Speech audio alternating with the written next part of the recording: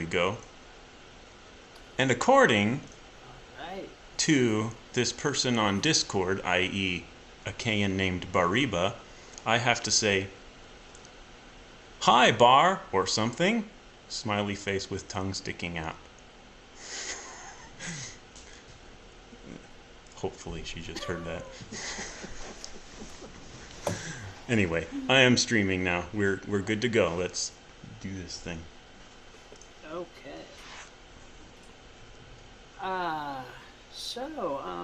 Last session you guys defended the Crystal Tower against the minions of the Ice Queen. Yeah. Earning the gratitude of the Knights of Order, who you gave a lift back to Leviathan's Point, where they have a small camp among the other settlements that they've been using to deliver supplies. Since their watch has ended at the tower, they need to pack up and head back to civilization. But they are willing to do that themselves, and you guys are free to sail back to civilization or go wherever you want to go. Yeah. Right. I think our plan was to try to go back to Tyrium, right? Or was it Tyrium? No, it was somewhere up north on the mainland. But yeah, Delgar? Yeah.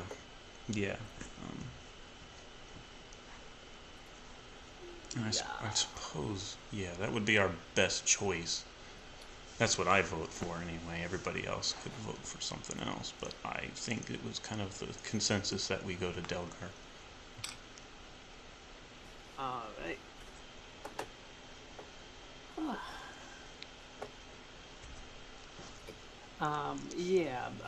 Boffin is going to be a little concerned about the fuel supply at the moment, and there's not much to be had at Leviathan's Point. So he is also going to suggest they go back to Delgar because they get free supplies. Right. Thanks to Lady Blackadder's good word at the inn. Mm-hmm. So.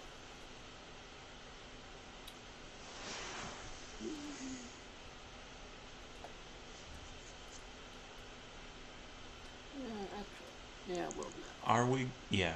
Do you want us to do a perilous journey with all the scary things that might occur along the way? I honestly wouldn't mind doing that. That'd be kind of fun. Yeah. Let's do a perilous journey here. Perilous. I can actually roll for Agatha now. Oh yeah. Nice. Okay, who wants to do what here? Let me read the canon. Perilous journey is Trailblazer, Scout, and Quartermaster.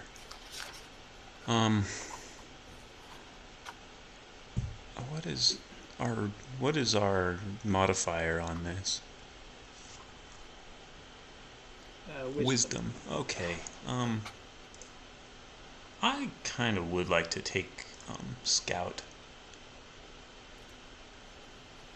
I believe. Yeah, I believe Scout is like danger, watching for danger. Oh, sure. And I have good wisdom, but I'm still kind of hoping I fail it.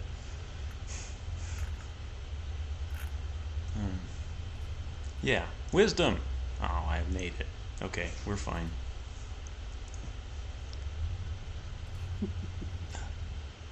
Oh, how did that work? You rolled me again?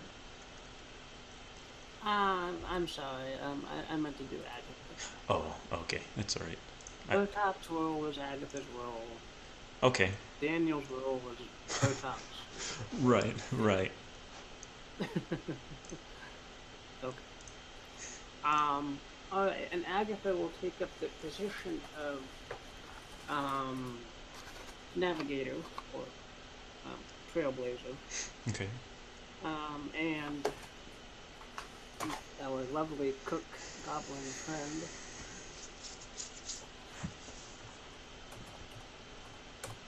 will actually succeed in keeping the ration consumption to a minimum. Yeah, I thought 7 to 9 meant something like we kind of do it, but we kind of don't. Let's see, 7. On a 7 to 9, each roll is performed as expected. There's a normal number of rations. There's a normal speed. No one gets the drop on you, but you don't get the drop on them. Okay, that's right. I do get the drop on bad guys if there are any. So, means we see them up ahead and we can totally bomb them if we want. But I don't think there are any options. Raffen just sort of gave himself up for that task. And now we don't have him at our disposal, so... Okay, Botok, I'm going to get rid of your token on this page. That's so fine. you can keep the Nautilus in place here. Alright. Okay, the Nautilus drifts south-ish. Southeast-ish through the blue skies. Botok, you're keeping watch at the little deck at the top of the balloon there. And all of a sudden you see 2 gigantic etheric rays pop into existence on either side of the ship. Very good. I'm happy to hear that. Which I probably shouldn't be, but I am. So.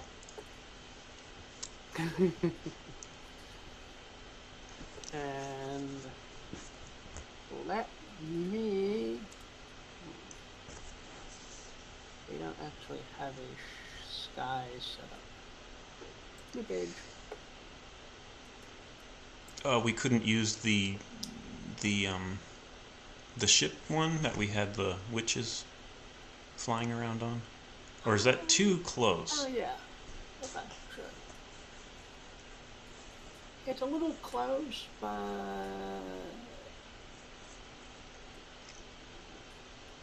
nothing to complain terribly about.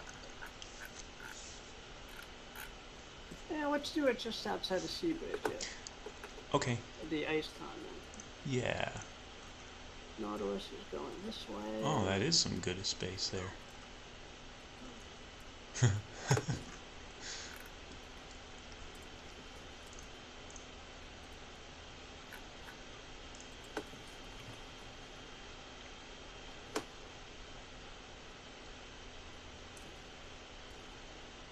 No.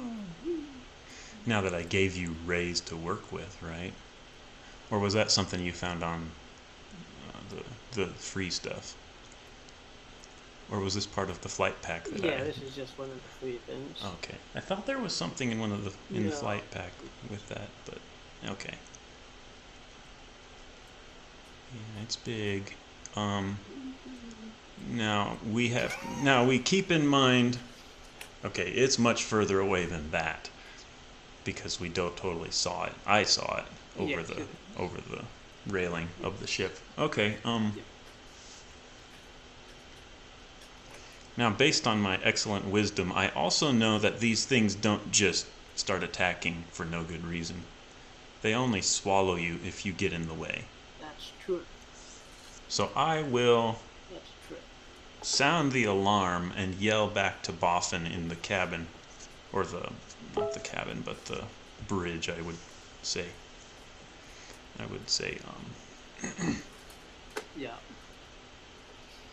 Keep watch. We've got 2 rays coming in from the whatever direction, southwestish direction. Just make sure we get out of the way. Get out of the way from the 2 rays coming at us. They've appeared on the horizon.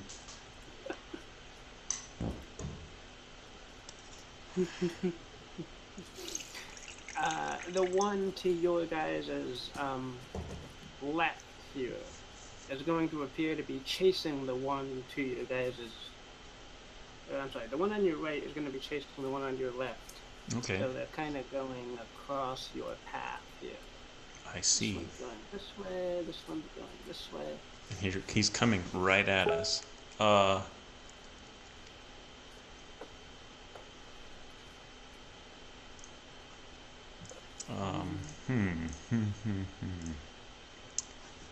will recommend that maybe we can drop altitude to get out of the way. Because despite what Star Trek teaches us, we totally have 3 dimensions to go in. They're coming after us. Well, go 90 degrees upward and then they'll never find you. I mean, that's what the thing is. They're always chasing behind, but they never think to like do a loop-de-loop or something. Yep. Alright, yeah. Boffin hits his alarm button. Red gems start to flash throughout the ship. It goes into a dive. Botok, you're still perched outside the balloon on the top of it. Wait, I'm on the top of the balloon? Make a strength check to stay up. I was on the railing. Yeah, you're on the top of the balloon, keeping a lookout. Oh. This is like Castle in the Sky. No. Right? This is like that movie, Castle in the Sky. Dang it. Why did...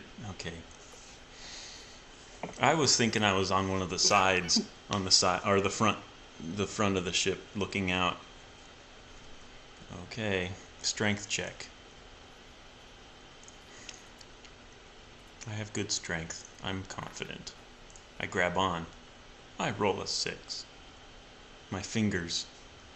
What is the ship doing again? I wasn't paying attention. Maybe that's my problem. He wasn't paying attention. Right. Okay. The ship goes into a dive. Burtok lets his attention drift for a split second, and his fingers slip off the railing, and he goes tumbling. There is a railing, right? Oh, he went out.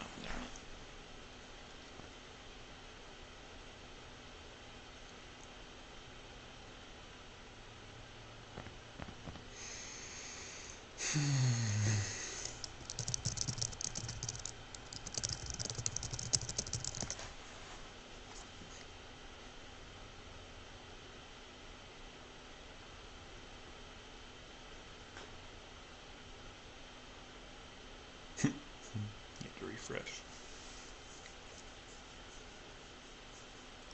Yeah, you're back. We're back? You are. Cool. So my thought is his fingers just slip. He completely pays little attention, just long enough to realize the ship is falling away beneath him. And he's like, wait! No chance to brace himself. Yay, here we go. Alright, Burtok, you're clinging to the rigging at the very back of the ship here. My fingers catch? Dives. Okay. I managed to slide backward along the skin of the airship, and my fingers catch on the lacing of the rigging. And I'm like, no! No, I don't yell. I can't yell. The wind in my face. I grit my teeth. Yeah. The big etheric ray here will realize there's something else in the sky, and it'll kind of start to follow you guys down very gradually. Its mouth opening. Right.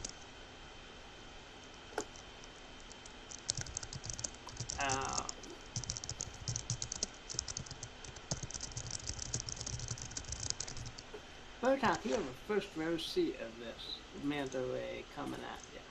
Okay. Cool. Am I able to see it, or are we traveling too fast? No, you can see it. Cool. Yeah, it's Okay. filling up your vision. Yeah. I wonder. Okay. I scream. And do I have my weapon with me? Yes, you do.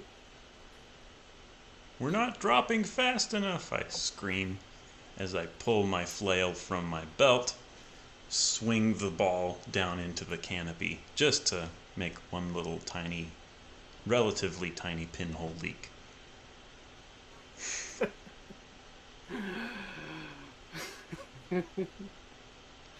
Okay, roll for damage.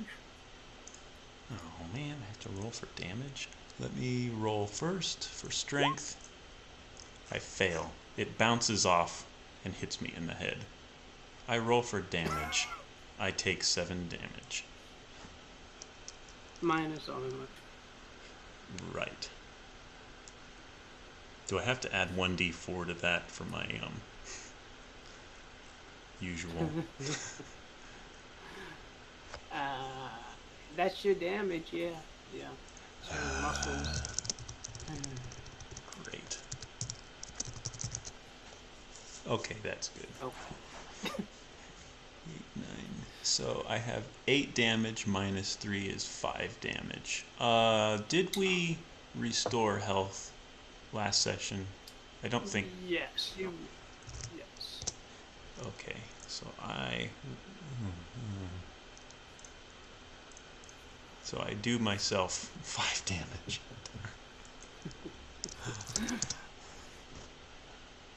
All right, I'm bleeding, and Yeah. the airship is unscathed.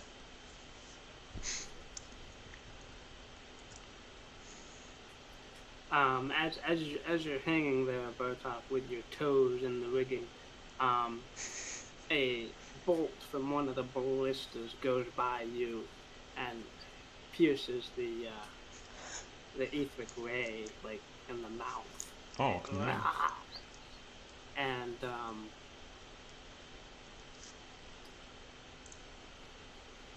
lunges forward with another burst of effort and rips off one of the fins of the ship. Grabs with its mouth and rips it off. You hear the splintering of wood and canvas as one of the fins gives way on the ship. Darn it. Okay.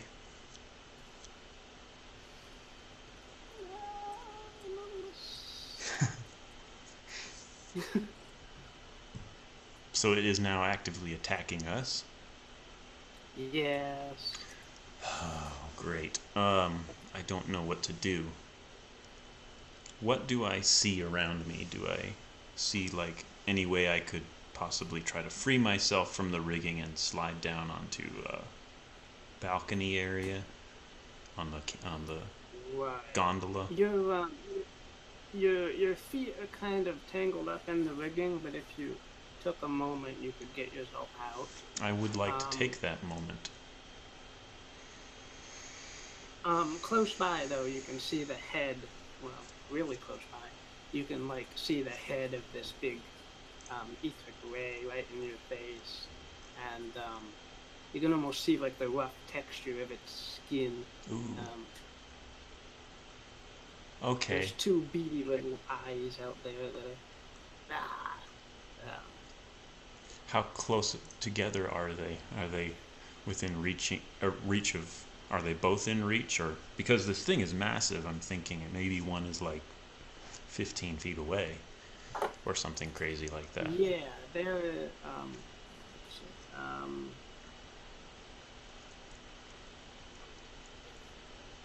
like the length of the airship, like that distance apart. 200. The eyes are 100 meters or something. Okay.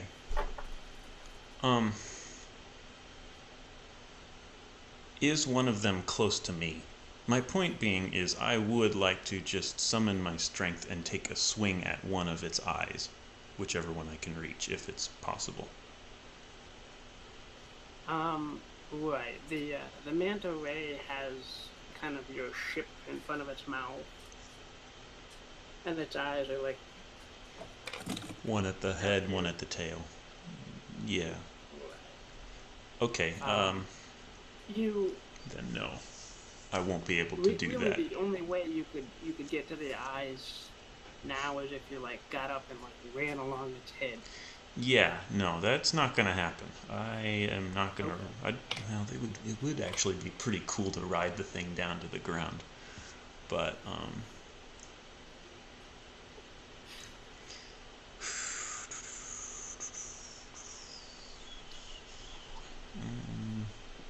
trying to think.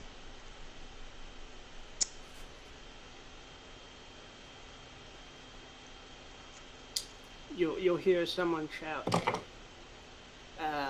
"Grab Knot, get on the other ballista and start shooting."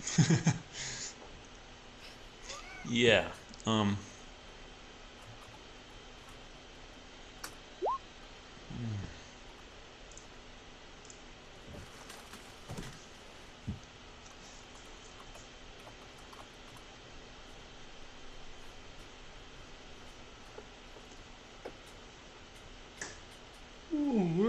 I'm tired for some reason, but in any case,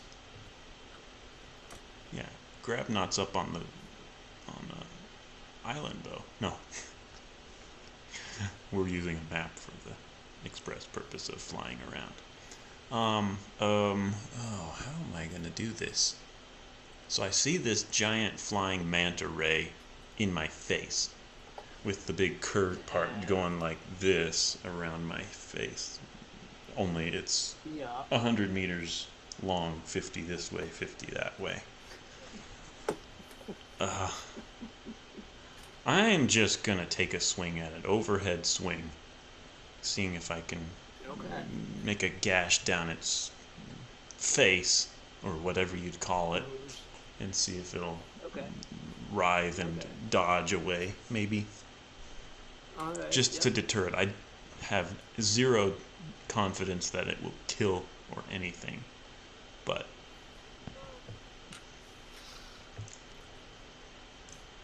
just to make it swerve so we have a fighting chance of getting away.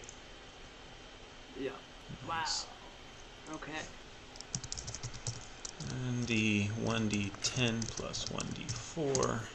I do 4 damage. 4 measly damage. Okay. 4. It doesn't notice. What? I made 4 damage against the thing. It was a great swing, but it just kind of...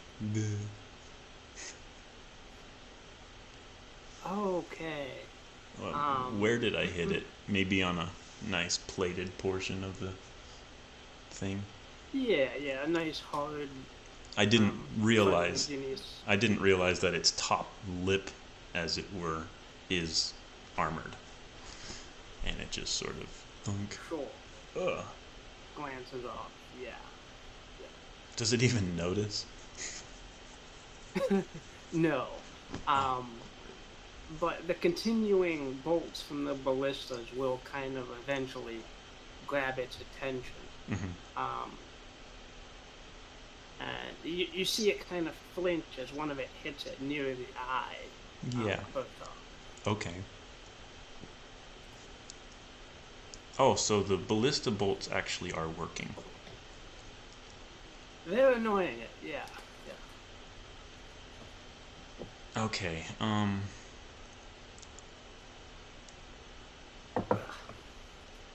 I will yell down, "Just try to get out of the way! Don't try to kill it!" And I will resheath my flail into my belt and look to start freeing my feet from the rigging, so that I can maybe clamber down and get somewhere that I'm more useful. Alright. Yeah, yeah, make a, no, you can do it. Okay. You reach down, untangle your feet from the rigging, and frantically make your way down the rigging to the main part of the ship there. Right. Where Agatha and Gripknot are frantically loading and shooting ballistas at this monster that's now attacking the ship. Gotcha. Okay. You can hear Boffin yelling, "What do we do?" from the front of the ship. All right. I will run over and muscle Boffin aside and say, here's my plan, and I'll take the wheel, push it forward, or whatever you do with an airship, and then see if we can dive even faster. Not caring that we might not be able to pull out of the dive. We're just heading straight for the water, like vertically straight for the water. We'll see if we can make it. All right, the falling and accelerating airship will gradually manage to outstrip the manta ray as it goes more slowly after you. And at that point, this other ray, that the one that was after you was following, gives a flicker, and it disappears from this sky. I see. And the one that's been attacking and following you will suddenly pull out of its dive after you and kind of sail off in the direction of the one it was following. Cool. And also flicker away to another sky. Nice. Okay. That doesn't. Now we're in a different sort of trouble though. The crew gasps in amazement, and then suddenly all attention is turned toward the looming ocean. And I'm like, oh no, we're gonna hit! And I start yanking on the wheel to see if I can pull the thing out of its dive. Yeah.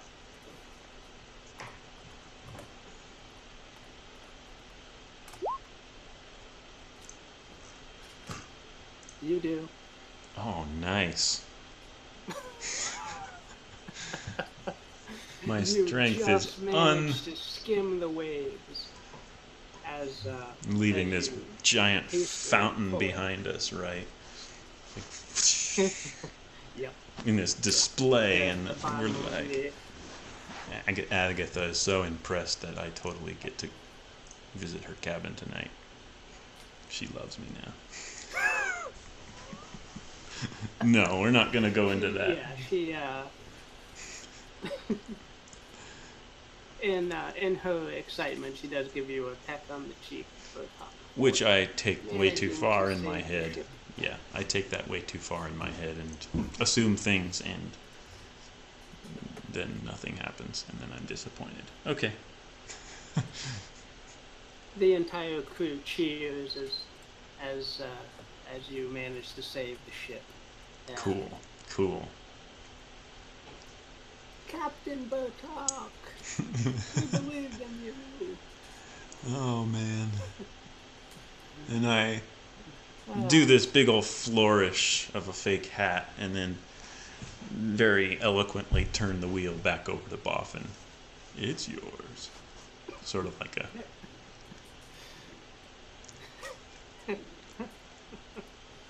I am strutting for the next couple days, just saying.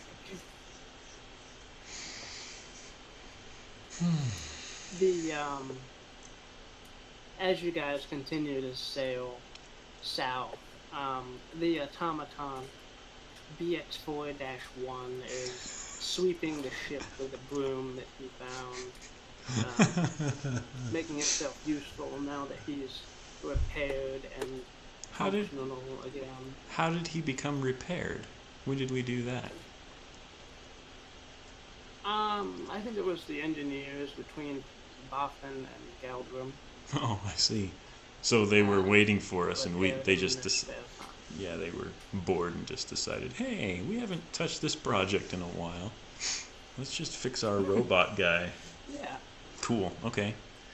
Well, I don't know about this, and as I'm walking through the ship, I walk in to see this robot sweeping, and I'm like, what the heck? Who are you?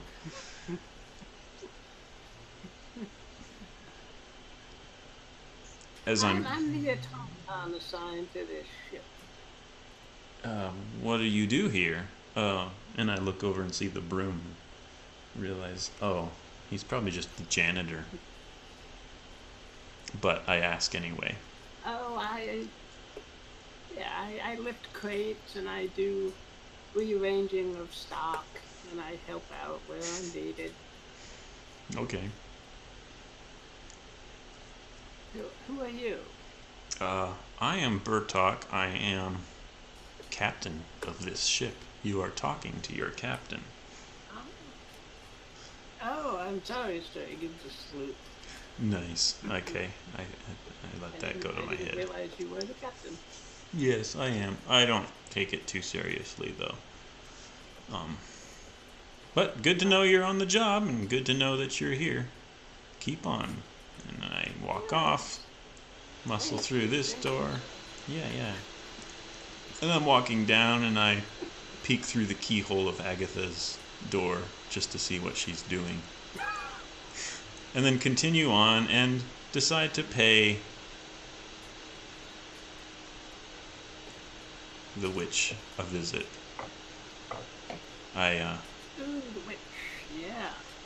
I'm just wandering around the ship here, that's all. So, coming up with things on the fly. Yeah,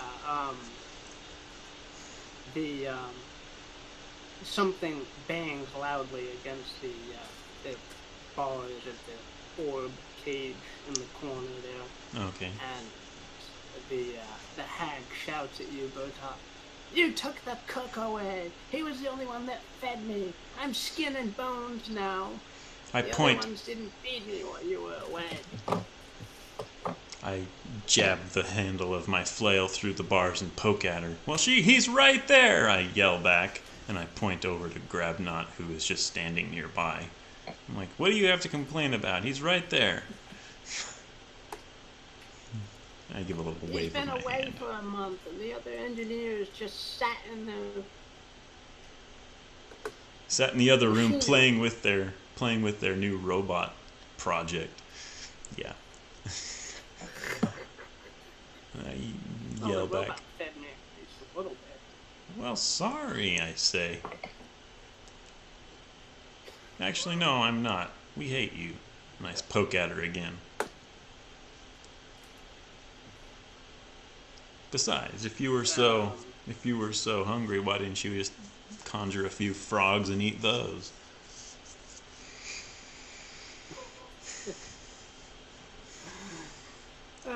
Or does the cage does the cage strip you of powers that does the cage have powers to strip you of yours that I didn't know about?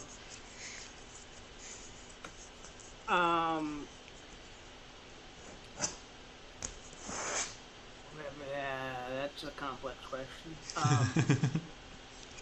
The cage does not have that ability, but she is still fairly powerless at the moment. Okay. Because she's been in the cage for... she hasn't had access to supplies and materials and stuff that she would need for the more complex spelling and stuff. So. All right. She's able to wiggle her fingers through the bars, though, and try to kind of grab at your face for a talk. It stops her hand. I'm gonna get out of here one day. One day, you ugly little halfling. And then you'll be sorry. I'll eat your bones and turn your eyes into jelly. I'll be ready for you, I retort. See this string? And I reach over and rummage through a pile behind me and pull out just a little short length of string. And I say, I plan to turn a yo-yo out of that cage and let it go over a cliff.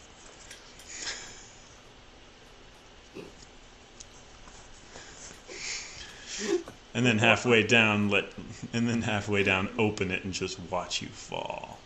Since we have your broom anyway.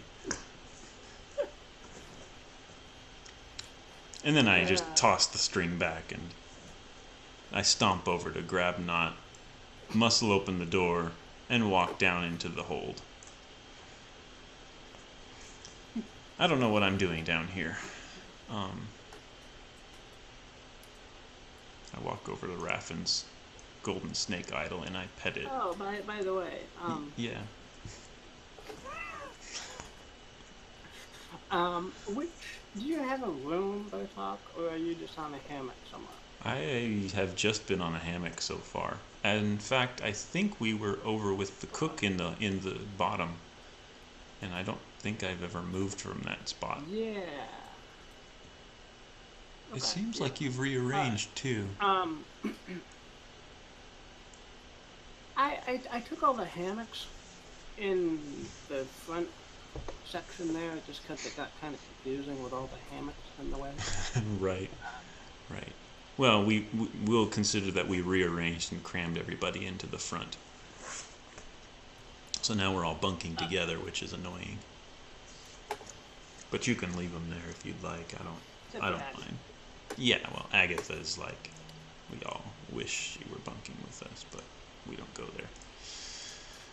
Oops, I'm moving your ballista around. Huh? I moved your little right-hand ballista off the side of the ship. There was a...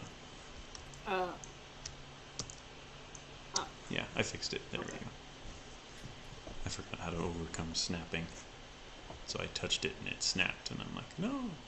But anyway. Yeah, alright. Botok.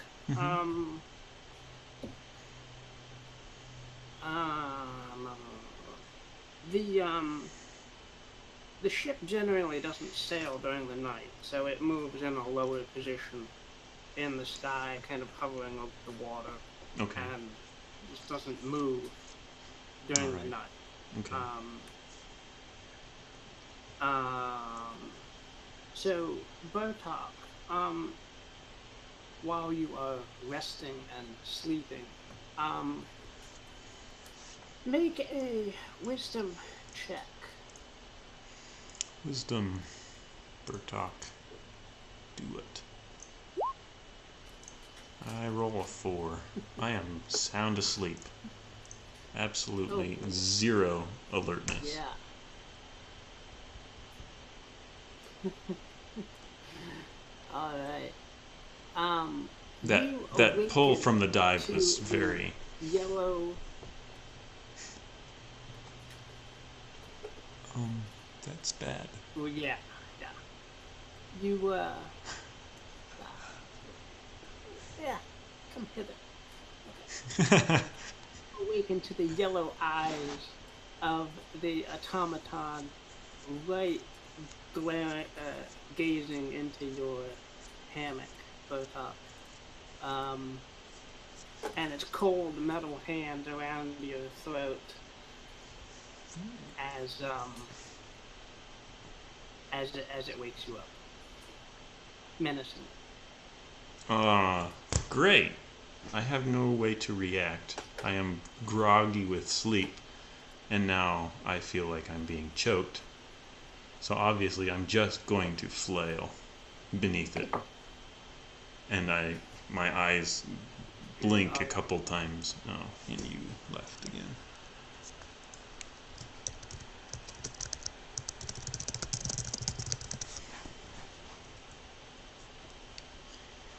Get that boy a webcam.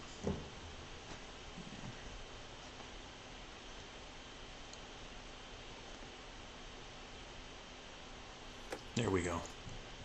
Yeah. So you're choked.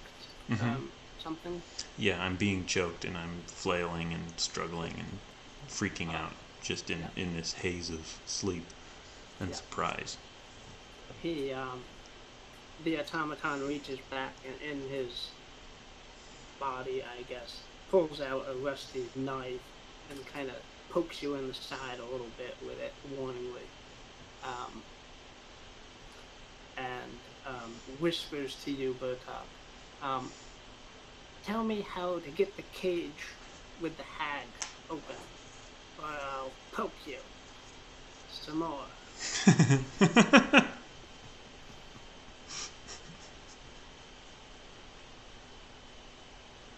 I calm down. Do I calm down? Yes, sure. Okay, I calm down and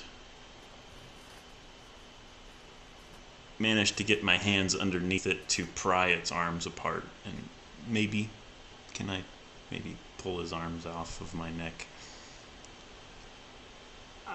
Sure. Make a strength check.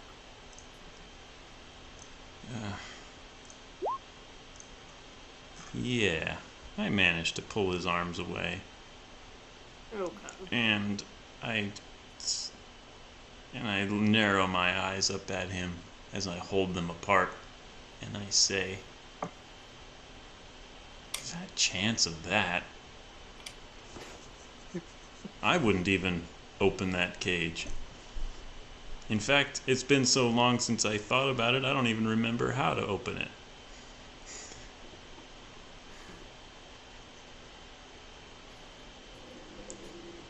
I shove him off of me onto the floor and sit up.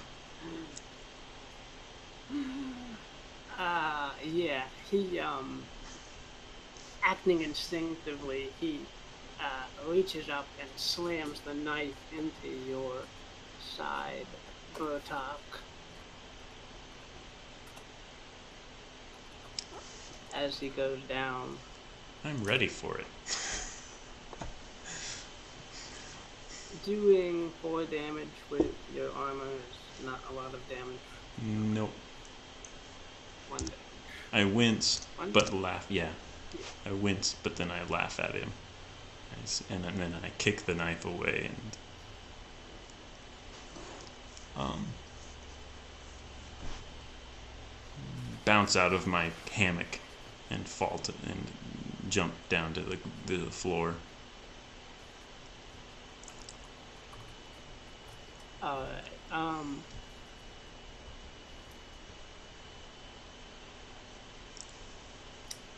yeah,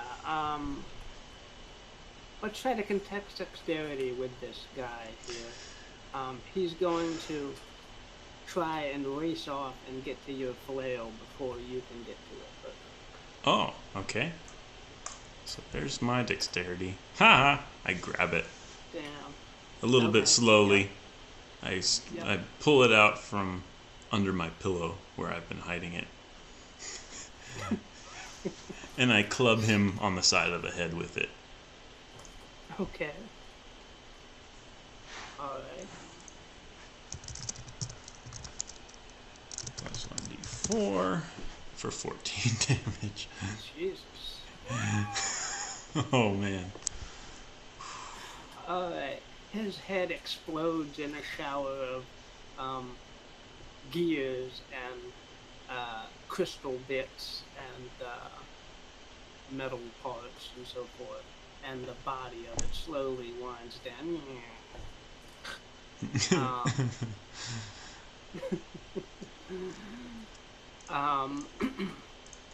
Sort of. Out of what? Hang on. Hang on.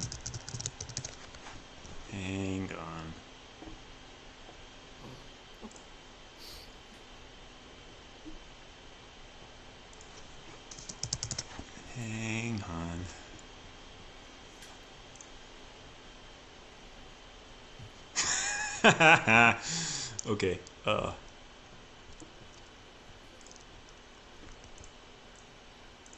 One moment. DW. Where did I save that to? Google Drive DW. I don't think I can drop pictures in here though. I wish I could. Not without reconnecting as a Oh, that's too bad. Here, I will send. Can you put a link to it? I will send it to you on Hangouts, and then you can copy paste because it's awesome.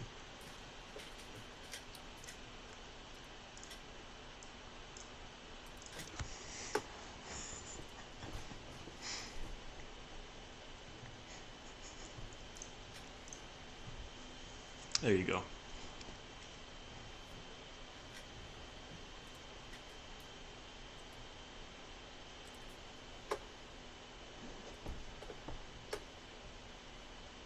Come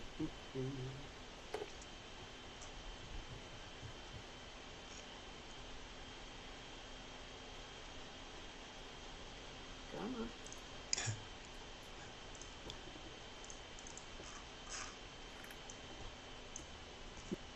Ah!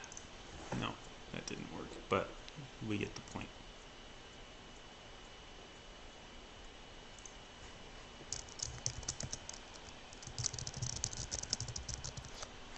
Yeah.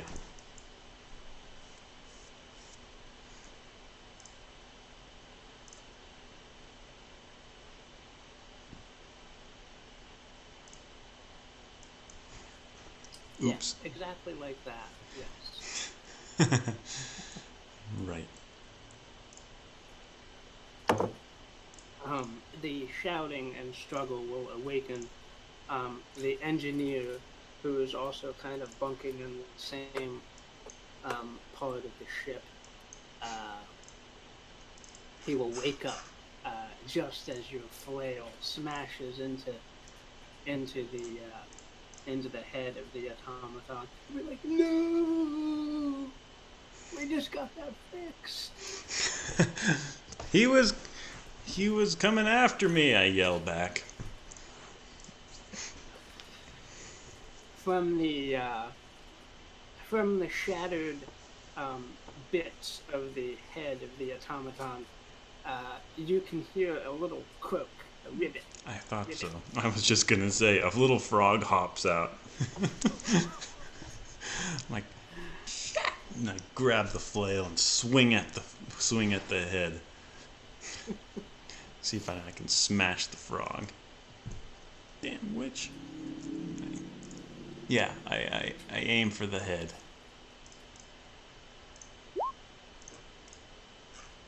Yeah, and then I can count this as the same target, right? Yeah. Nice. Okay, I think I will. D10 plus 2d4. 13. Take that, head. Rib. Okay. Yeah, the frog makes a few attempts at hopping out of the way, but your flail smooshes it into a smear. It's like it was one of those. You know how you've seen them on the pavement? There was one when I was a kid that was just a flat frog-shaped thing on the pavement for weeks and weeks. It was quite fascinating. Yeah. I always rode my bike past it. I'm like, ew, no. But yeah. Yeah. So the little frog that tries to escape also gets smushed. Yeah. Got it. By your awesome flail. Yeah.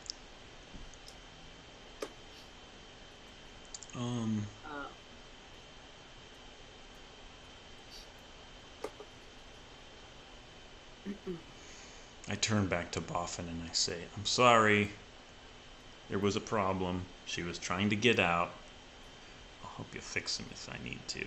I'm not good at fixing things. I'm good at destroying them. But I will help you try to fix it. Thank you. We just got it fixed. You didn't make it frog-proof. We'll make it frog-proof next time. All right, we will. Wait, can those frogs get in our heads too? Can we trust you, Botok? I'm pretty confident we'll be fine. It was the fact that it was a mechanical thing. Oh, okay. And had enough sentience that it was able to be taken over. But now this teaches us one thing about our prisoner. That she can do much more than we gave her credit for. And that we should get rid of her as soon as possible. All this in a hushed whisper.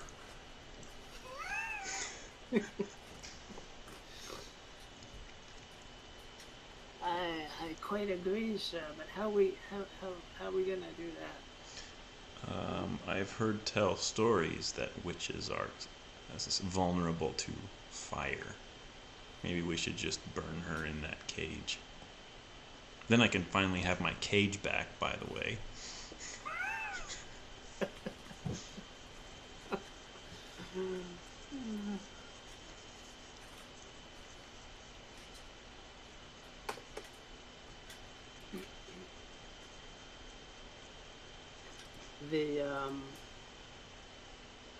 You hear Agatha come out of her room and run around back into the kitchen here.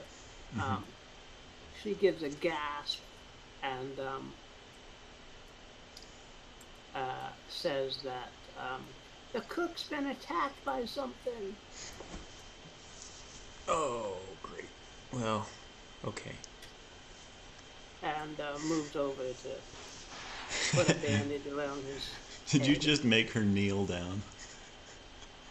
Because she got significantly shorter. Yeah, I'm trying to get her to be midway between. Oh, Alt. Hold down Alt while you move her. Oh. That'll bypass snapping. Oh, there we go. Yeah. I should just take the grid off now. Okay, but yeah, and Bertok comes around and starts clambering back up the ladder, and appears at the top to see what in the world's going on and what happened to Grabnut. What happened, I say, as I rush over. And kneel. That automaton. It suddenly attacked me. I glower and then glance over at the witch. What's she doing? She's just giving a cackle as you guys realize her duplicity. Yeah. Well, I took care of the automaton, but that's not taking care of the root of the problem, I say. And as I glower over at her,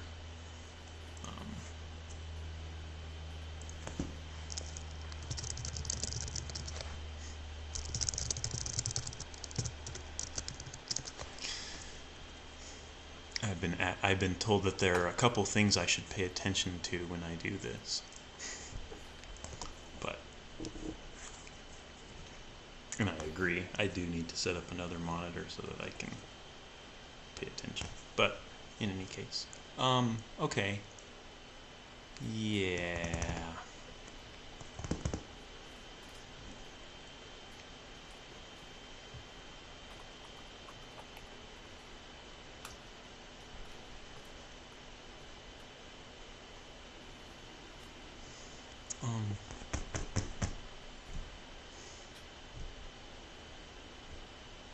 Yeah, let's just tend to Grabnut for the time being. We'll take care of the witch later.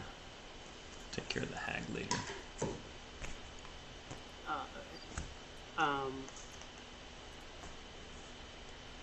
Grabnut, aside from the nasty bump on his head, looks like he's gonna probably survive. With Agatha's attending to him. Okay. Agatha says that as a new cleric, or as a kind of a pre-cleric, is she a cleric that watches Rudy Rod or worships Rudy Rod? Oh God, no. No. Because I thought he was god of that temple that we just came from, or whatever. He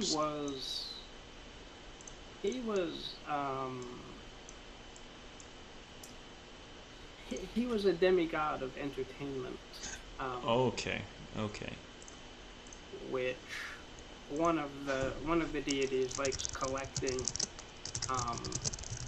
really exemplary people and just saying, "You're the most awesome smith ever. Come live with me." Okay?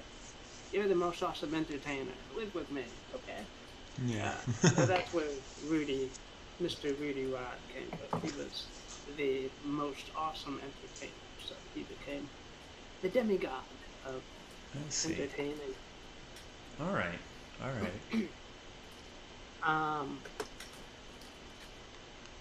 But Agatha is going to apologize that she doesn't have any actual healing spelled at the moment because she has not yet found a particular deity to worship or Makes sense. revere. Yeah. Makes sense, yeah. She still has to find one that calls to her and that aligns with her philosophies and so forth. So, but she still has her healing ability, her healing skills, as opposed to the magical healing. So she's tending to grab knot. All right. With all of her skills as a normal healer. Gotcha.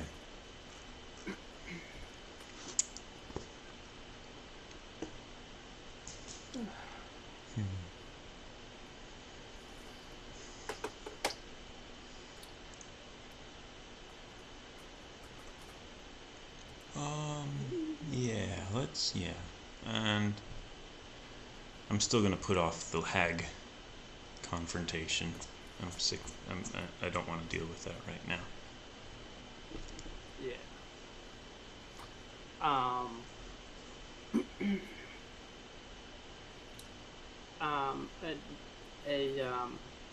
A few days after the incident with the automaton getting infected by the frog and attacking you guys, Grabnot is going to give a yell of delight as a letter suddenly appears in front of him in a flash of pale flame. He's going to read it over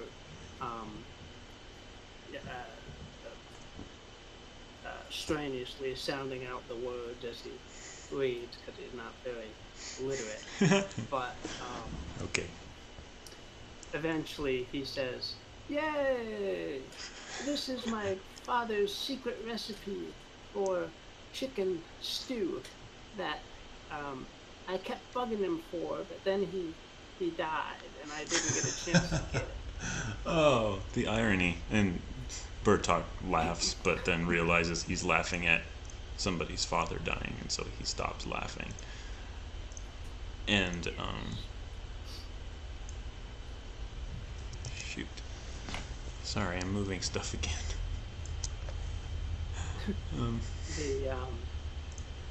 What?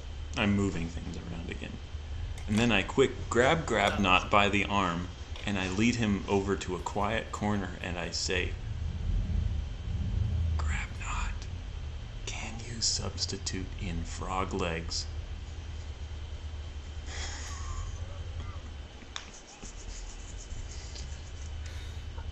I think so, yeah. I have a plan to fix two problems. One, I'm hungry. Two, we need to get rid of her. What do you say?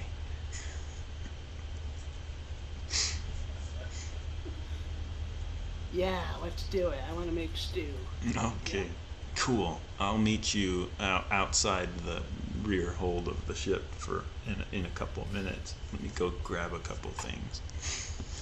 And then I run down into the bottom of the ship and rummage around for like a torch and a pan, an iron pan. And I lug both out. And then dodge back over to where he is. Hopefully she didn't notice. I make a stealth check. You can feel. I fail on stealth check. I clamber up the ladder, and the pan hits a box, and it goes tumbling. But I quick dodge The out first of the thing way. you feel is hateful eyes in the corner glaring at you, Bertok. I try to look nonchalant. Charisma check. I fail at the charisma check. I look very guilty as I try to strut and just, nothing's going on. Her eyes narrow even you're gonna further. Take minus. Yeah. you're gonna take -1 on whatever you do to this witch because she knows something's up Okay.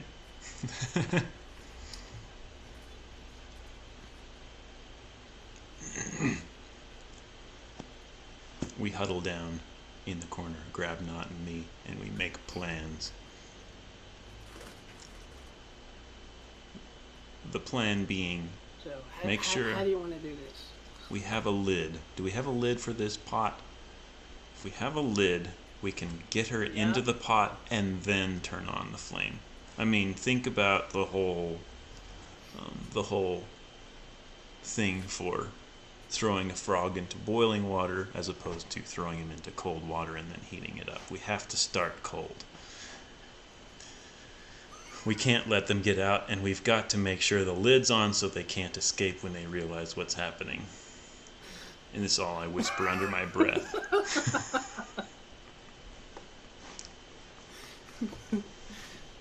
Grab Knot gives you a thumbs up. But she's a hag. She's not a frog. But she turns. But she'll turn into frogs once she's in the pot, because there's water, and water turns hags into frogs.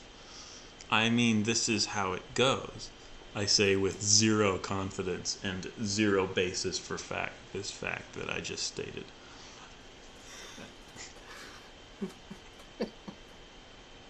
Then I muscle him up against the wall, my little form up against his, and I say, "Look, dude, I just want to be done with her. I'm hoping this really works." And I let him go. Okay.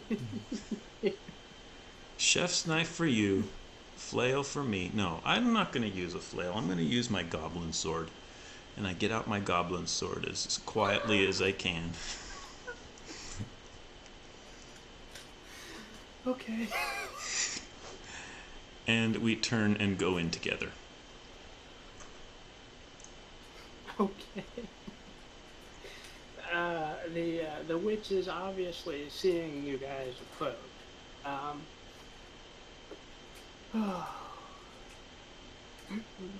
Agatha's in her quarters again. Okay. Yeah. So the plan is. You can feel her glare behind the bars.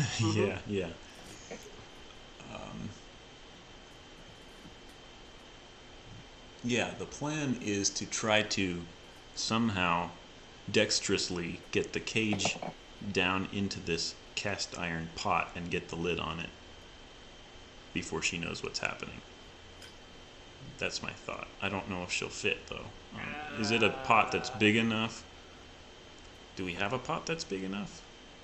I'm thinking Bears on Hemlock Mountain sized pot, maybe.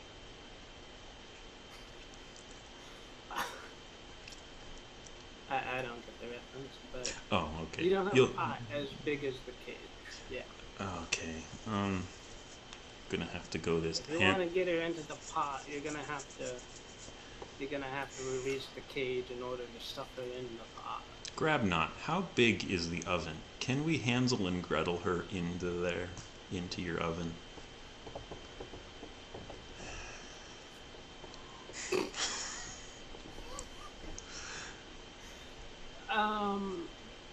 It's a pretty small oven on this ship. It's like 2 feet by 2 feet. 2 feet. Yeah. Okay. All right. Well, I think.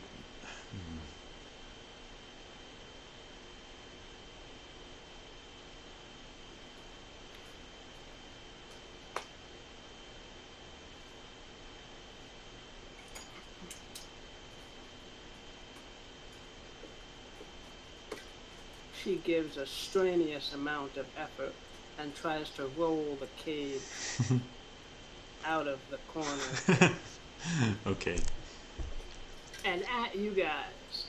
I got it. Okay, well. Straight towards. No more time for thinking, I yell, and I lunge for the cage and plaster my body up against it and try to shove the sword through the bars and just skewer her. Come on, goblin. The oh boy, the cage originally was big enough to keep her frogs from escaping.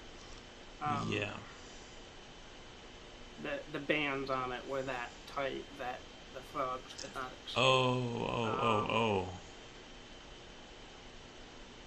So I don't think your sword is going to fit. Gotcha. No, I get it. That's fine. I try to poke at it, and a little point sticks through one of the holes. But that's all. But how did the one frog escape?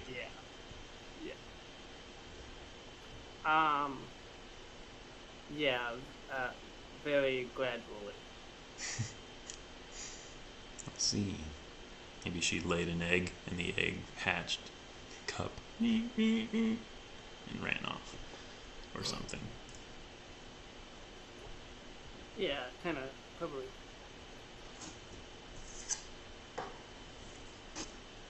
Okay, how do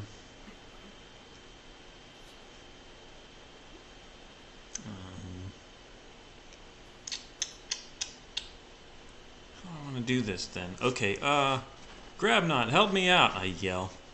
And I push the cage, the spherical cage, back toward the door and start shoving her toward the door. Actually, I shove her off of the trap door and then toward it, toward the open hole, to see if we can get her down into the hold to where Grabnot has his cookery. Right? He's still downstairs, right? Grabnot? Yeah, where's his stuff? Where's his kitchen? Where's the galley? This room here. Oh, the one that we're in. Yeah. All right. Yeah, then okay. I reach over as I put my hand against the cage. I'm holding her back. And then I tell Grabnot to get the pot ready. Start heating the water. And on the count of 3, I'll let her go. Make sure the doors are bolted, too.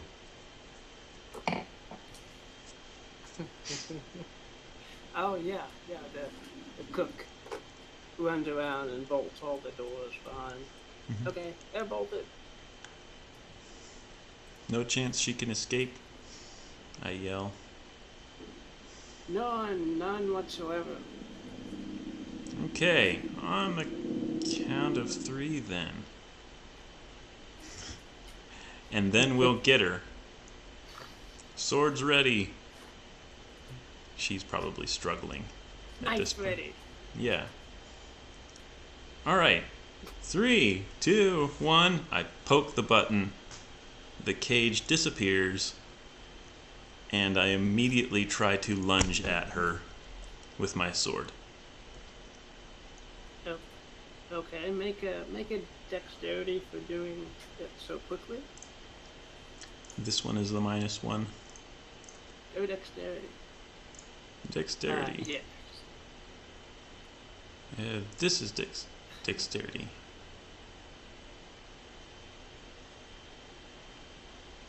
When did I roll the first one? I wish it would tell me date stamps. Be nice. Yeah. Oh, okay, no. The first one was the 6 is the first one. So take the 6. It fails. I see the -1 applied, so. Yep. Okay. I miss. Oh, I lunge past her. Miss. Grabnot could totally go. Except he's getting the stove ready. Yeah, Grabnot. Go Grabnot. He's ready. He's Cleaver. ready. No, not 2d6. 1d6. 1d6. Yeah. All right. The hag is like you know how like Jack Skeleton looks. Jack Skeleton. Yes. Yes, I do. Yeah, she looks like that, just real thin and bony and not a lot of meat on her. She's hasn't been eating well. Okay. Um, the cook lunges forward, stabs her with the knife, and she gives a shriek and collapses into a puddle of frogs and newts and other slimy creatures. And there's like a hard ball in the middle of it that clunks as it falls to the deck. Ooh. Okay. Surrounded by the frogs and stuff. Gotcha. I cringe. And I try not to throw up. And I make a constitution check to see if I... Okay, I totally keep it in.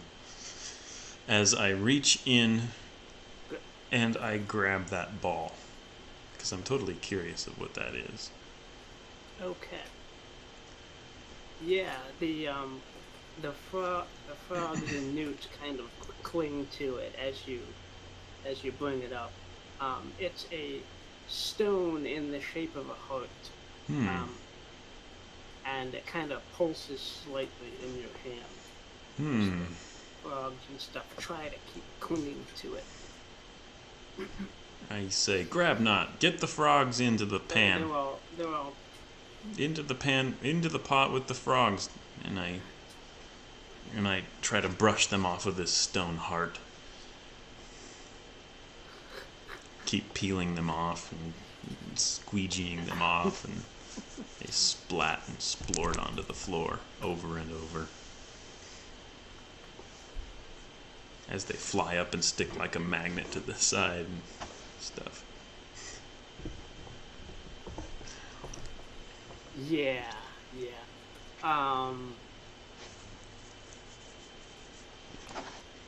The frogs and newts are going to make a last-ditch effort and form a hand very briefly that gathers up a ball of black energy goo and launches it at your face, Burtok.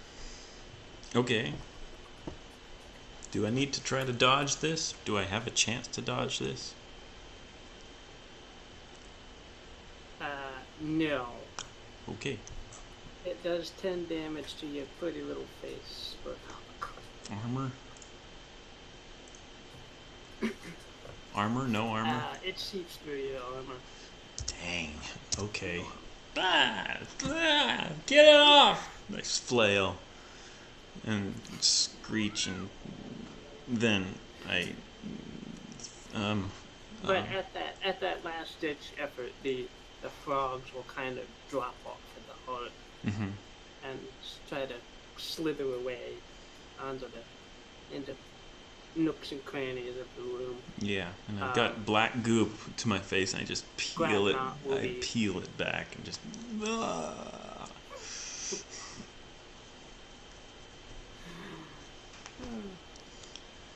And then I start just. I just. Will be gathering up the frogs. And I will launch in and do so as well, just grabbing them one by one and throwing them into the pot, slamming the lid each time. Like just cock the lid, clang, cock the lid, clang. Yep. All right, you got a pot of frogs on the stove. And Heart of the Witch. You have your cage back. Yeah. And the Heart of a Witch, yes. Wow. Cool. Okay. What do I do with that? Actually, let me... Can I do an intelligence to see what in the world I should do with that? Is there anything I would have heard to take care of this? Like, is it dangerous to keep? Yeah, folklore and so forth. Yeah, you might know. Okay, I want to do an intelligence then. We can. Yeah, let's spout war and see how you do. Yeah, I totally know about this. Wow. Tell me what I know. Yeah, yeah. My mother, when I was in my mother's hovel. Yeah.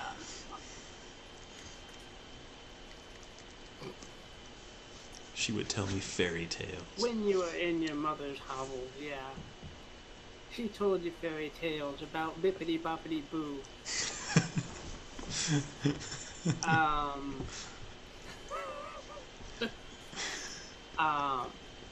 And you remember that, at least according to folklore, that hags, as part of their final transformation into hags,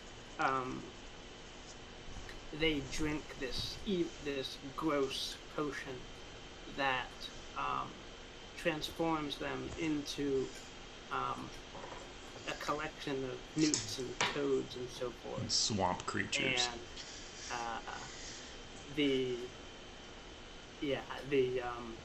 the elder hag who inducted them then rips out their heart and replaces it with a stone one. And as long as the stone heart is unbroken, the hag can potentially eventually come back to life. So that's what I wondered about. All this comes back to me in a flash, and my eyes widen. And I look over at Grabnot, who is just now putting the last little swamp viper into the pot. And I mutter, I'm not eating that. And we have to get rid of this thing. And so I grab a cast iron skillet from his collection of pots and pans. I set the stone on the floor, and I just bring the skillet down onto it. Right there in the kitchen. All right. Roll for damage. You're not gonna miss it. So. Oh, cool. Okay.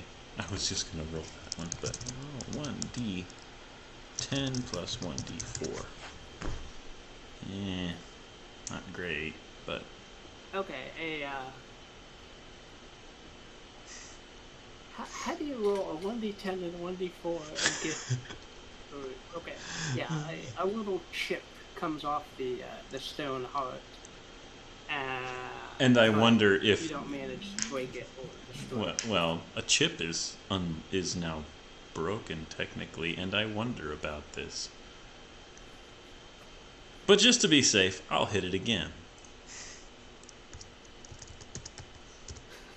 All right. Wham. 5! Take that.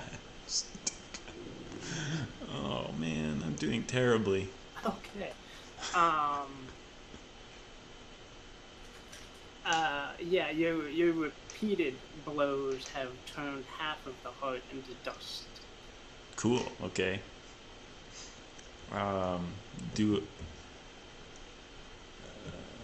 Can I pull back on that intelligence check and think, is this going to be enough? No, I stare at it and I look at it and I'm like, that's broken. It fits. It should be enough. And I will stop. And now I will have half of a jagged heart. Okay.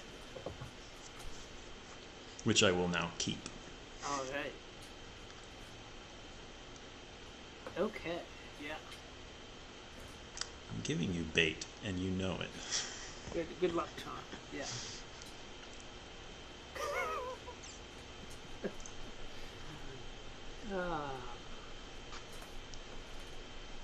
Wow. Whew. That was entertaining. Excellent. That is my goal. Every week is to be entertaining. I don't care if Raffin dies, as long as it's entertaining. I stick... Oh, no. Here's what I do. I take the jagged half of the heart, and I pop it into the cage and then just contract it. And I'm assuming pocket-sized, so I just shove the cage into my pocket.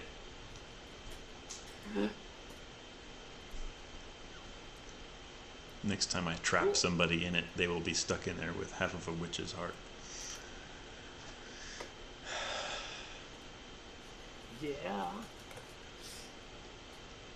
Oh, give me that back. Okay.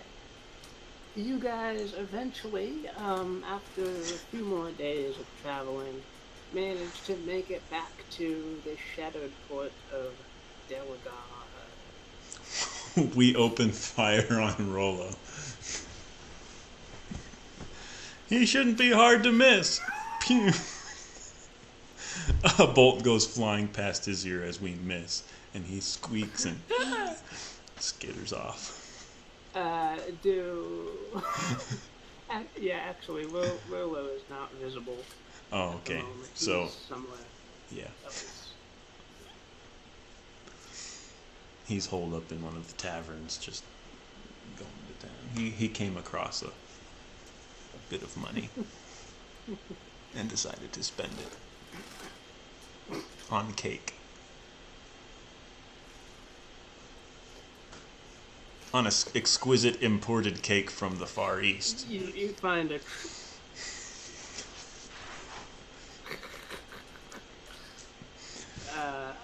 I'll be right back. I got it. I'll be right back. Okay, no problem.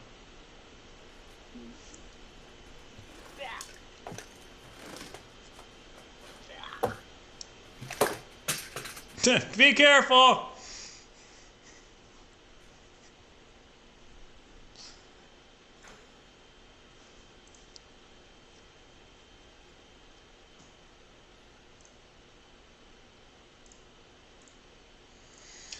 Wondered about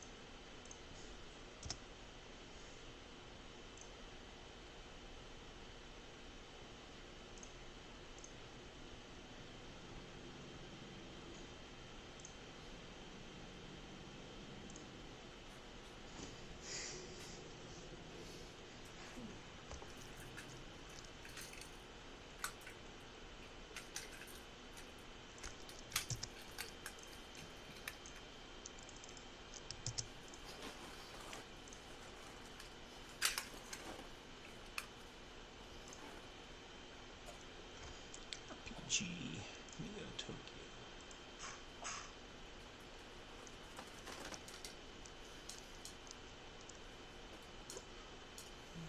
Come in here.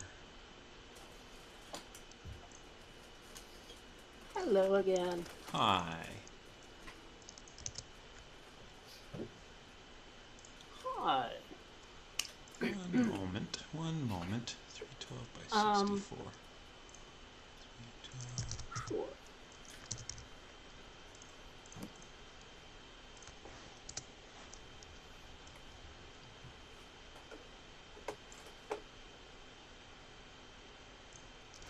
Yay! Just started something. That's cool. Alright, I'm ready. Go ahead. What's up? Oh, I was just adding Okay. a link to the stream. Oh. So as you guys dock, Boffin goes off to the Absentia to get some more fuel and food and supplies and so forth. Yeah. And eventually he comes back with a letter that was left at the innkeep at the absentia for you guys. And it says that the crew of the Nautilus, if they have anything to report, should go to the inn, the Bilgewater Sweetness, and ask for a Bloody Mary. We are assuming this is Lady Blackadder that told us. That is where the secret tunnel is, anyway. So sure. Yes, there's a seal on it. Yes, it is. Okay. So I will definitely want to follow up. And I make my way up onto the street and start walking around town all by myself, dodging into alleyways all by myself, becoming lost, hoping I don't run into Rolo. I squeeze through this alleyway. I discover a dead end here. I walk past the pit, and I edge around the edge of it and look down in. And then you hear screams from the pit. Yeah. Okay. Well, edging back up here. Down, and. Yeah. I hurriedly skitter away from that, and then round a corner and bilge water something. Well, I think this is it.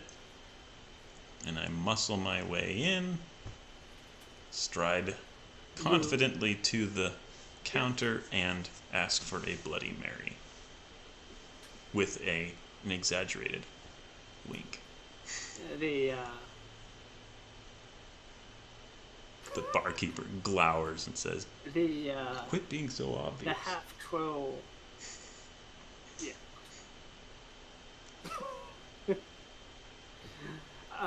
The half troll innkeep will have one of the serving people show him to the special room for his Bloody Mary, and you'll follow the servant girl downstairs. I am very curious about the servant girl, but I will keep it to myself. Yeah, she sure, she has red hair that stands out among the crowd. But she has a large wart right in the middle of her forehead. Which is entirely unattractive, and now I will just... She tries to make eyes at you, but I'm not sure. Yeah. I'll kind of give the Home Alone eyebrow flicker back at her.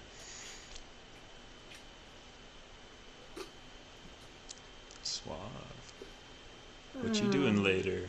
She directs you to the secret.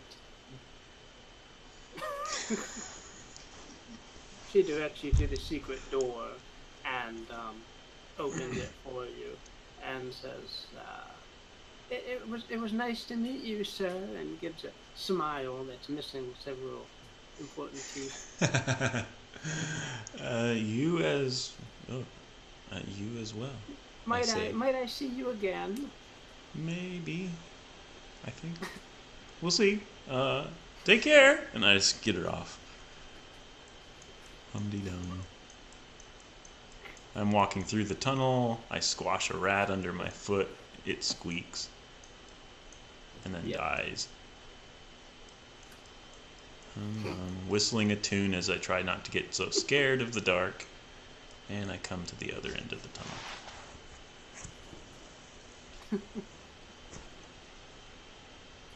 The other end of the tunnel is a guard. Actually, and a door. You should make a dungeon out of this. You really should make a dungeon out of that. Like an actual dungeon that we can explore and kill stuff in. But that's for a later day. So yeah, the guard asks for a password or something. You said? Yep. I give him the password, whatever that is. And I show him the letter, and I say, "This isn't enough?" Okay. And he says, okay, yes. one of these days I'll remember the password. Okay, yeah. He unlocks the door for you, and shows you to a kind of out of the way meeting room with a table and chairs and so forth, and a kind of a butler sort of person, chambermaid, says that Lady Blackadder will be with you momentarily, sir, and goes off to fetch her. And I call back, "Thank you, Alfred." While he's gone, another large.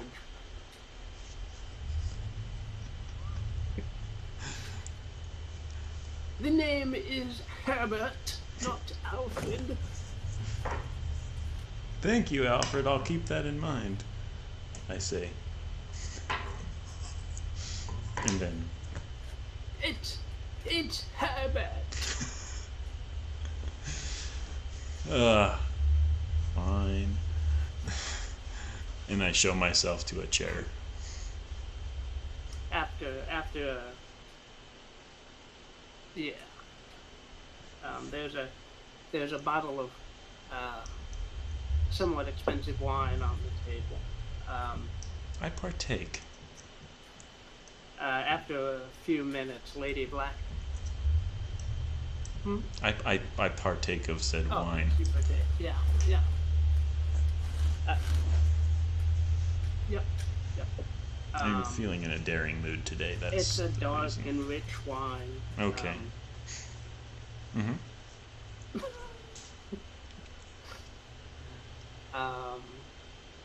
In a few moments, Lady Blackadder comes in, who actually, Bartok, you have never met. Oh. She met up with Raffin, but not with Bartok. So. Right. Okay. She is going to walk in, see a strange halfling pouring wine, and frown for a moment. I will catch that frown and immediately straighten up. Can I help you, sir? And I will put the bottle back down, and the glass clatters across the table. And I'll say, "Oh, yes, I'm sorry. I suppose my manners.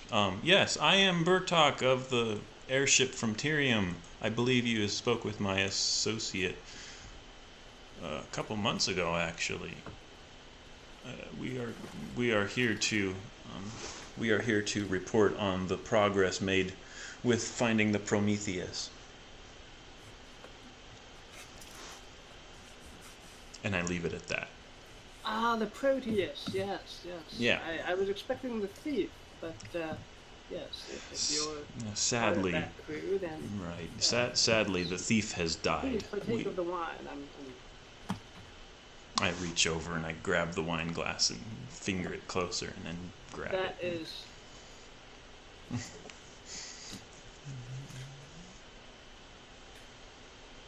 Anyway. Well, that is very sad. I thought we could have a nice business arrangement with me and the thief. But agreed. Anyway, if you were part of the crew... Yes, actually, I'm in charge of the crew. He was sort of my associate. I trust that he, okay.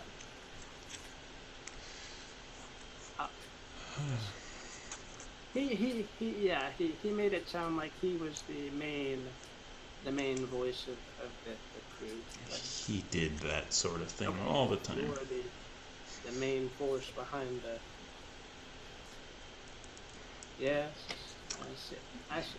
Well, Sean. You have news, I have news as well. So, why don't... What? You are like 20 seconds behind me. There is a huge lag between us right now. Oh no. And it's kind of driving me nuts. Let me refresh. Oh, no. Let me refresh. Really? There's not now, though. No, there is. I wait like 10 to 15 seconds before you actually respond to what I say. It's crazy. Let me refresh real fast.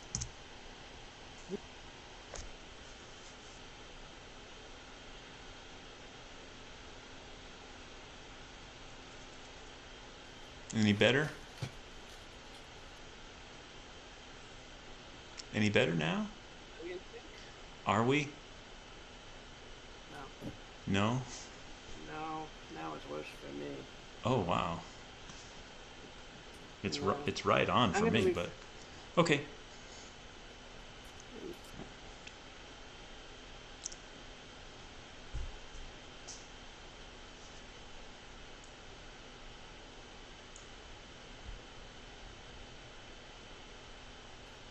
How's this?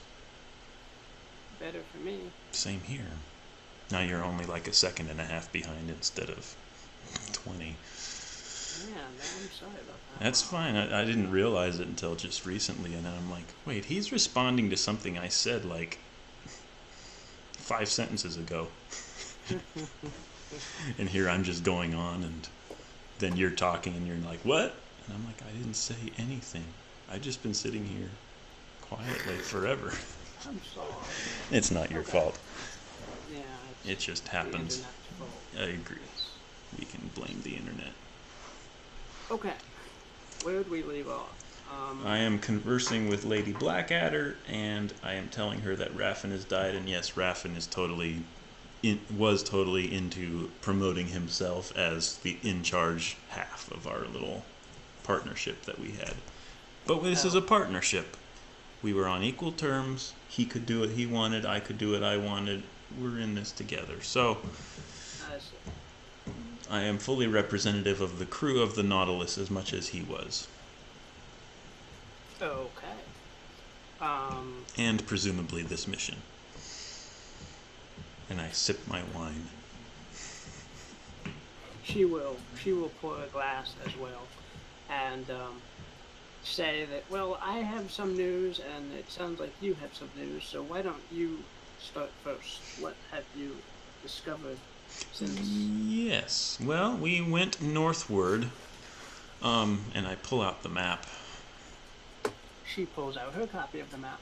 Yes. Oh, we'll pour over that copy then. I will put mine in. And I say, we'll see this little diamond triangular shape island. This is where we've come from. This is where we've been for the last month. And it has a portal on it, as Sargul said it would.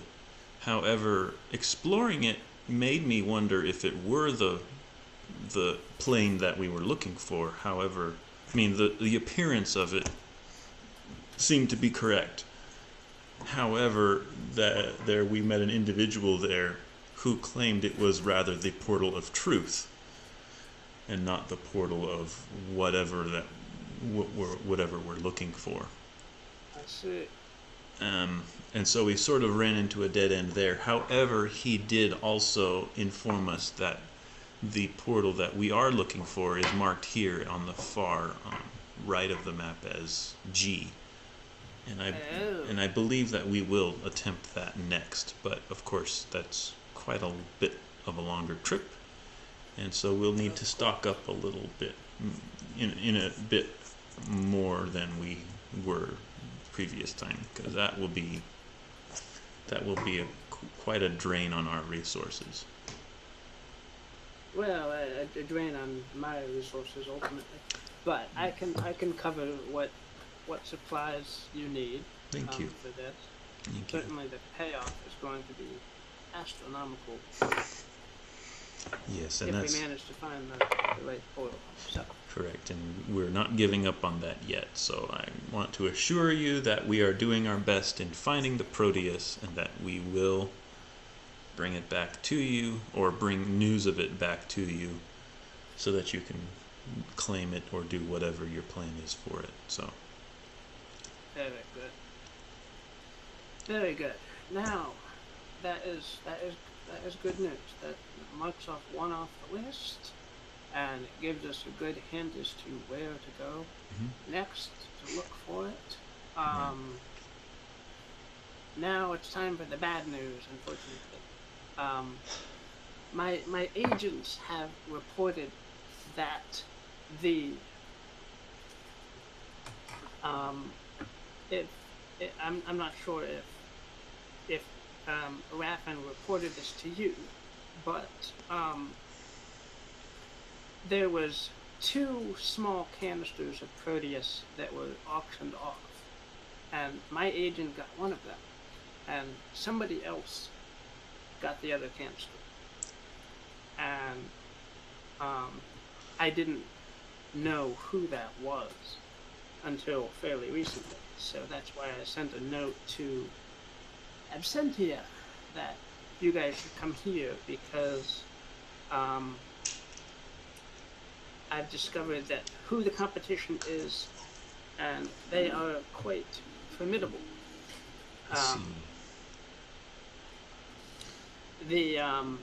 My agent has said that the College of the Bards has gotten their hands on that sample of the Proteus, and is as we speak outfitting a airship that presumably is going out to look for this portal, similar to what you guys are doing. But we have a head start, so hopefully. That is good. Is this college anywhere in this city?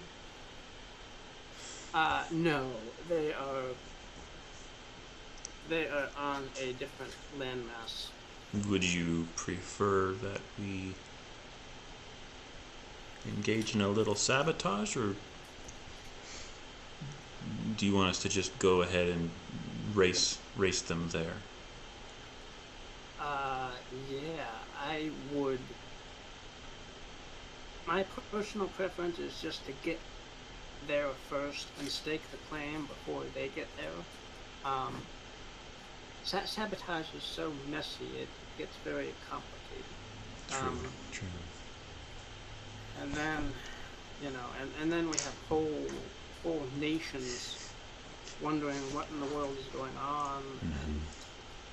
And what you should say is, she slams Burtok into the wall and says, "Don't you ever say that word. I'm the one that does the thinking. You are just here to retrieve the information for me. Do you understand?" Yes, ma'am. No, that's okay. Jeez, you're vicious. Well, with a name like Black Adder, you'd wonder. But only if you want to. No, she totally just told us that. That's fine. I'll go with yours. It's a little nicer. It's easier to deal with. But okay, we will try to make haste and be on our way as soon as possible. Because I do want to stress that we are making our best effort, and we don't want this to fall through for you. Because obviously we know what an investment you're putting into us, obtaining information for you. Yes. Obviously he's kind of scared for his life in general, because she does look pretty formidable, and what little Raffin told him, he realizes, yeah, this is kind of serious. Yeah. We don't want to go behind her back or fail or something like that. It doesn't seem. No, that would not be good. He's worried more about his own health than hers. But yes.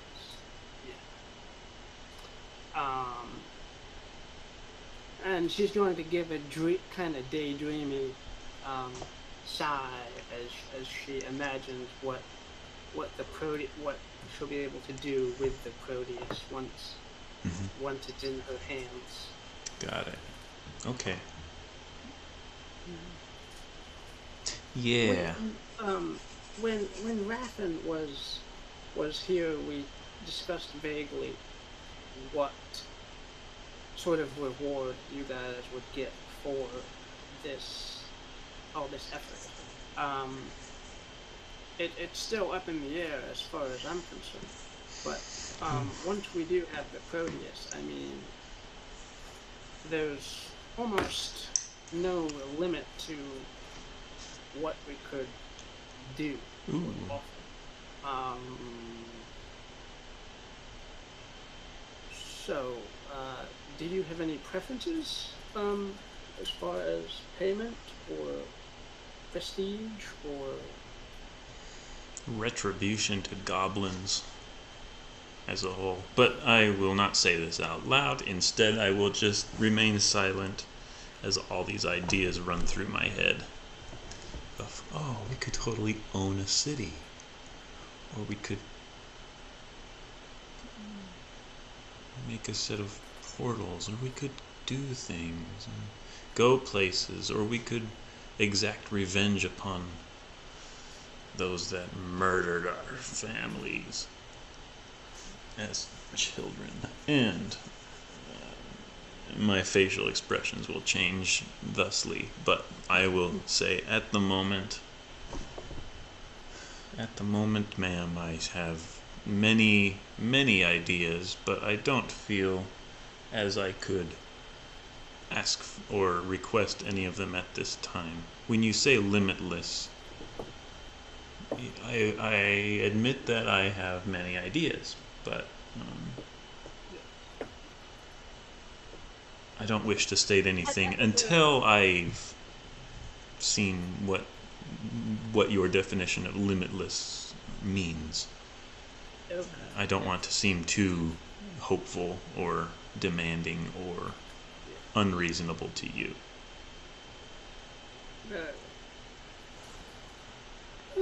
That is quite wise, Mr. Burtok.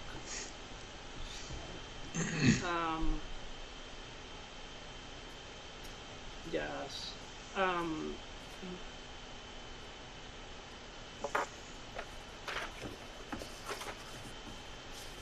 The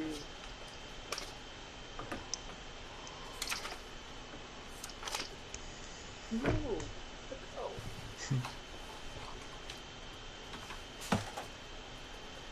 Notes.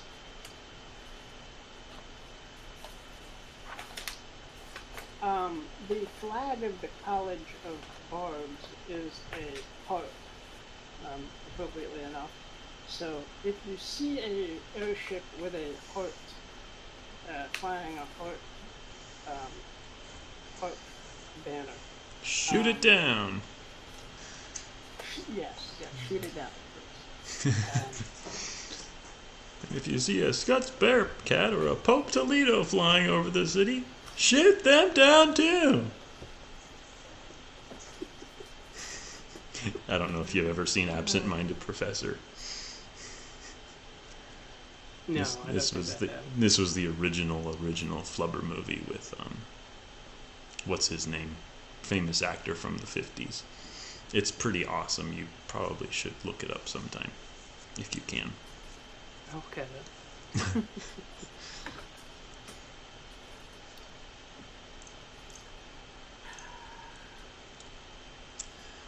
Oh man. Master Sargor has explained the properties of Proteus to me enough to grasp what it can do. Mm-hmm. And as long as we have a proper pattern for what it is supposed to do, the Proteus we can coax the Proteus to form whatever sort of shape or object or material or complexity that we want it to, as long as we have the designs of how to go about making it. Mm-hmm. So. All right. Yeah.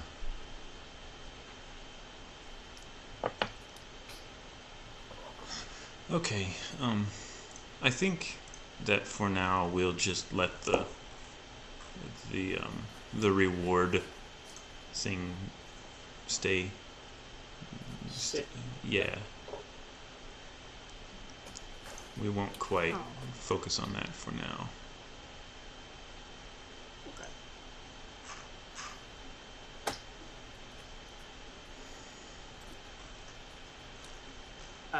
she pours you some more wine, Bertok, um, and raises it in a toast to another successful journey for the Nautilus.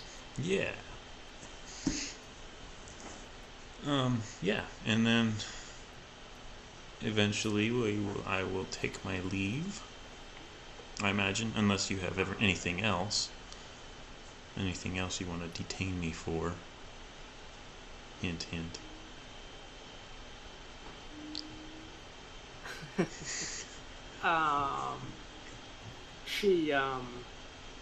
She ponders for a moment and reaches into her belt and pulls out a sack of 100 gold. Oh. Clunks down on the table, and she says, "Why don't you guys carouse on me here? The Absentia excellent. is a good place to party if you need to." Thank you for funding it. I was thinking of doing the same, but of course, if you're covering it, that's excellent. Thank you so much. I will sweep the bag of gold off the table and make a low bow. And then smile in spite of myself as I anticipate carousal. Carousal. Making up words again. All right, she nods. She gives you a brief nod of her head, and then sweeps out of the room. You're shown back to the secret tunnel, and I make my way. Squish, another rat. No. Yeah. Should dump those on the background layer at some point. I know, but then the title won't stay in place. Oh. You don't have a title on an object. It's annoying. Is there a way you can lock stuff in place, like a right-click lock position or something?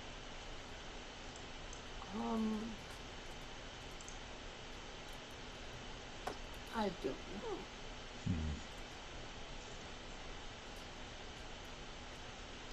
I know you can group, but I don't think you can lock. Okay. Yeah. All right. That's okay. Anyway, the redhead with the missing teeth looks up as you come back, Bertok. I quickly cover my head and just sort of shuffle past as fast as I can and dash out of the door and onto the streets.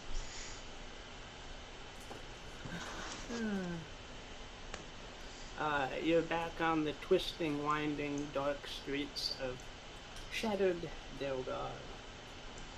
Yep, and I squeeze through the alleyways and notice the pit coming up, and so I kind of...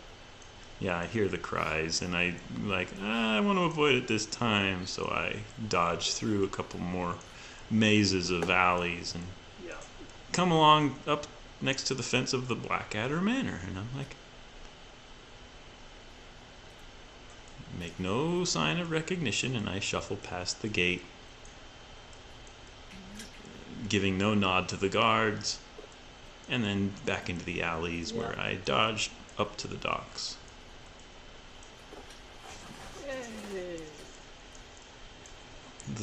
The ocean wind hits your face. I immediately pull my cloak around and bundle up and then march down the dock and up the gangplank of my ship.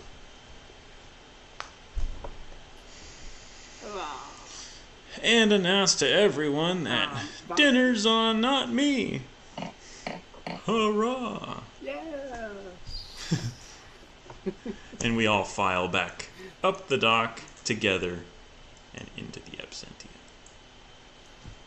Yay! To Absentia.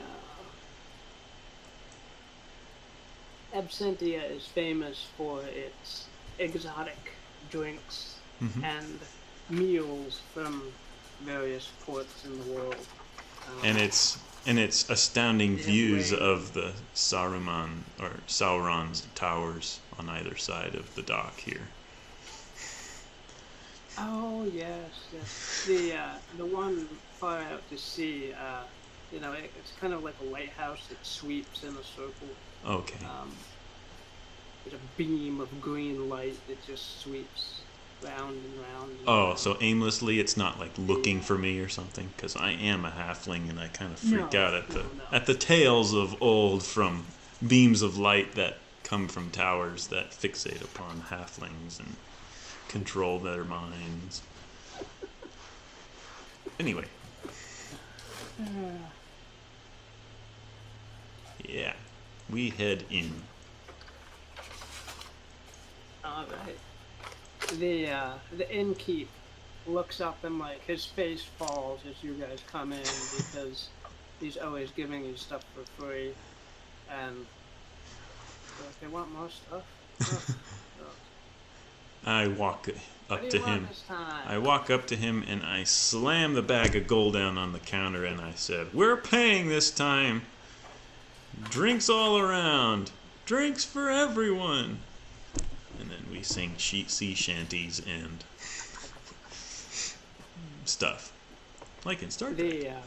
The dingy dark crowd looks up as you mentioned drinks all around, and they give a cheer, and the bar is swarmed by dirty fishermen and thieves and all manner of ugly and I keep a hold on sewer my. rat sort of. I checked frequently for my wallet. I am no Raffin. I can't pickpocket anybody, and rather I would rather not be pickpocketed myself. So Yeah. Agatha punches somebody in the face because he's been getting too close to her. He stumbles back into another person. They start tussling with each other. great. The goblin is lost in a sea of belt buckles. You can see one hand waving, "Help me!" A pewter flagon comes flying out of the crowd and shatters the mirror behind the barkeeper. "No, the mirror! Not the mirror!" Yeah. He yells, and immediately the place is in an uproar. Meanwhile, in the midst of the uproar, we manage to shout out a few friendly remarks to some people that are stumbling by. We grab them and drag them down and say, "Nice to meet you! We're carousing, did you know? Have you got any news for us from afar?" We'll let them go and wade back into the crowd where they go flailing and punching and kicking and somersaulting. The barkeeper is tucked behind his counter and just shatters, smash. Rain of glass. I watch way too many beat westerns. The innkeep reaches behind the bar, Pulls out out. a massive club and starts wailing. Oh, I thought he would pull out a 2-barrel shotgun and be like, "Hey, you! Settle it down!"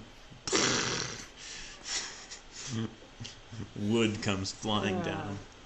That order is gradually restored. Okay. No guards come up. But Okay. It was pretty close. Order is more or less restored. You guys grab a table in the corner. The innkeep brings over some exotic drinks from around the world. Happy drunk people come over, shake your hand, thank you for the drinks. And, we engage in small talk and other such things. Yes. So you wanna officially carouse or wait till next time? I'm kind of feeling okay about it.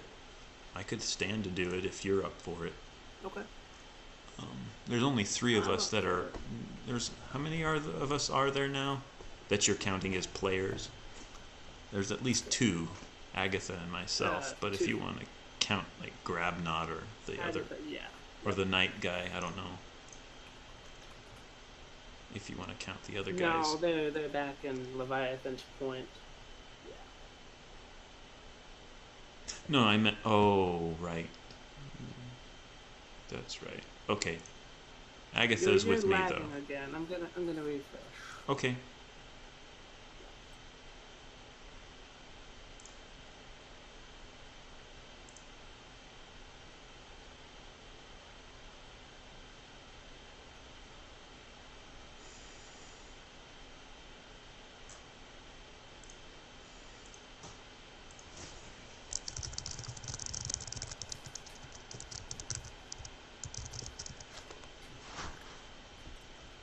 Okay, how's this doing then?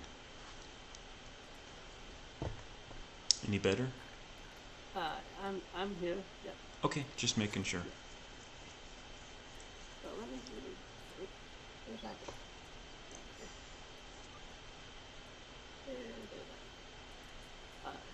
So you and Agatha can roll for carousing. Oh, yeah. Let me think. Char sheet. I have 0 money. That's bad.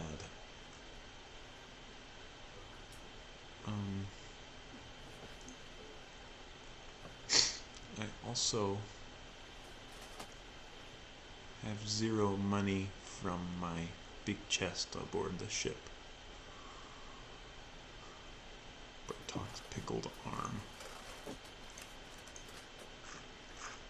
Alright, I'm just gonna make a standard old carouse then. Alright.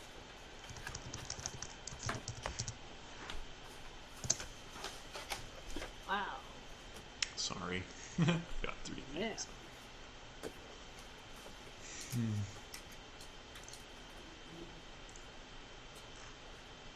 No, wrong one.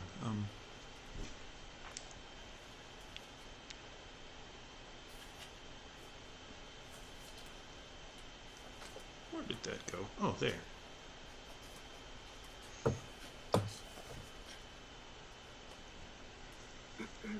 Alright.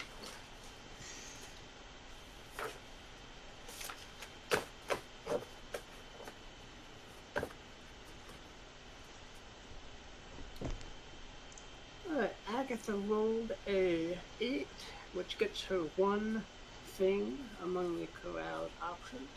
Mm-hmm. Bartok, you got an 11, which means I think you get 3 among those Yes. options. Okay. Correct. Okay, 1, I am not entangled. That's the... or tricked or something. Okay. I want to make sure I'm just not pickpocketed, even though I don't have any actual money to have lifted off of me. Yep. I'll go with also an opportunity and useful information. Alright. Unless you want to do a useful NPC for later people, but I think we're good on people at the moment. I think we are too. So I'll go with the other ones. Alright, so opportunity and information, yeah.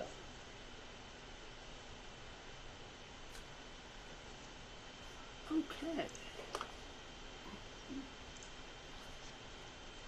One of the people who stumble up to your table and tells their life story says that there's rumors of a clumping cutpurse that has been terrorizing travelers along the road between Belfast and Delgar. People have been reporting to hearing a clumping sound and then realizing that their purses have vanished.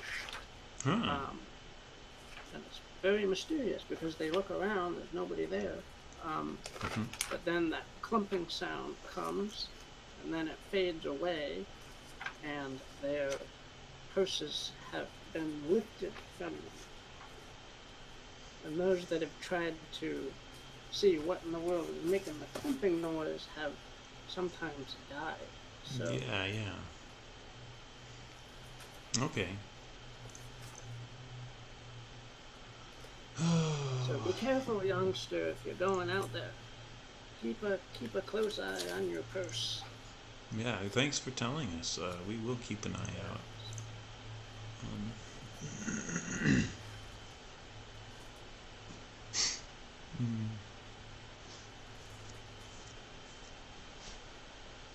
So that was a, I don't know, that was information. Okay. That's what I was thinking. That was, I don't know, what's the difference between information and opportunity? Opportunity offers something that we can go do or take care of or something. Right. Whereas information is just something to know. Okay, so let's say that was the information. Okay.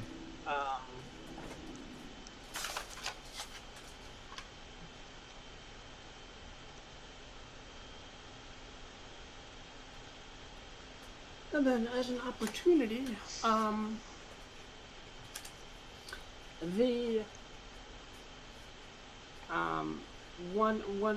another person who comes over is the looks you over, Bertok, and sees you got a strong arm on you, and says that the Delgar guards are looking to recruit people if you ever have a need for extra work or benefits, Mr. Halfling. We're always looking for stout people to join the ranks of the guards. There's quite a few perks if you manage to survive and I see. Make it up the ranks. Mm-hmm.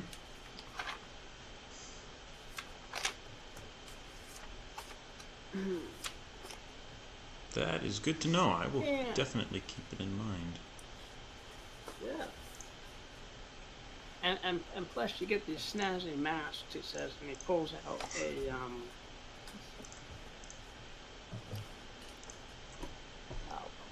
one of those you know those plague doctor masks, the one with the beak and the eye holes? Yes, I've never known what they were called though. Yeah, they were doctors used to wear them in the plague to keep the miasma of the plague from their breathing it in. Oh. So they'd stuff the beak with like herbs and spices so that they could have clean, nicer smelling stuff to breathe in. That is cool. I am suddenly educated, and I want one more than ever because I have thought about making one just as like a steampunk outfit costume, but I never actually knew they had a meaning. So cool. Thanks for telling me about that.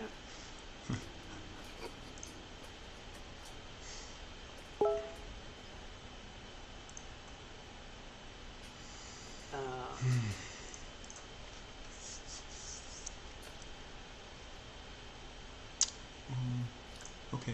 And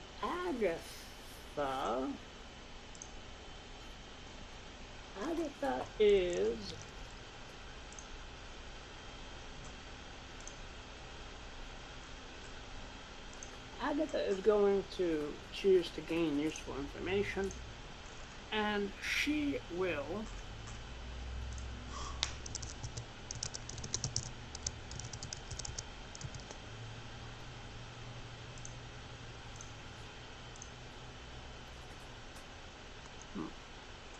gain the information that there are lots and lots of cleric temples in this city. And actually, there's lots of cleric temples in this city that potentially she could visit. They tend to be small. The largest one is the Temple of the Deep Ones. But there's other little ones scattered around here. So hearing that, she's going to be a little bit enthusiastic about possibly staying and searching for a deity that she might want to imprint upon. Okay. All right. Yeah, but during the night, she gets pulled aside by someone, and in the morning, you see her shriek, and somebody yell, and she stumbles down the stairs, bleary-eyed and confused, as she gets her bearings again about what happened this night. Okay.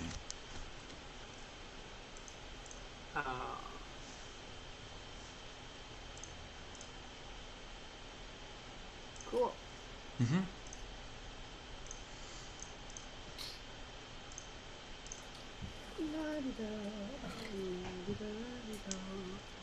Oh, come on. Add account.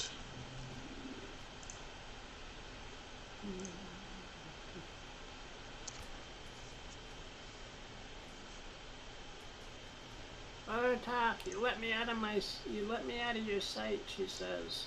She scowls as she comes over to the breakfast table. What? What happened? I ask, and I'm so confused. I don't know. I woke up in somebody's bed, and you were supposed to keep your eye on me. Oh, sorry, I laughed. I'm sorry to hear that. Was it terrible? I mean, doesn't seem too bad. Not really.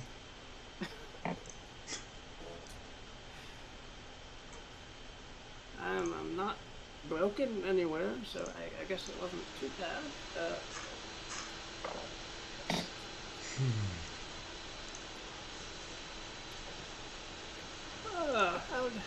How do you do, Bartok?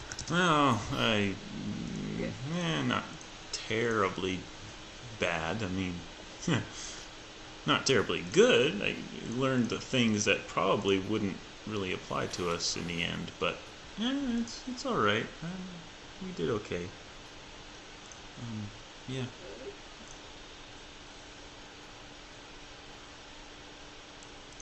In fact, I don't remember what the useful information thing was again. My brain's kind of addled. Oh, we can join the town guard if we want to. We can have a crow mask if we want to. That's kind of cool. Yeah.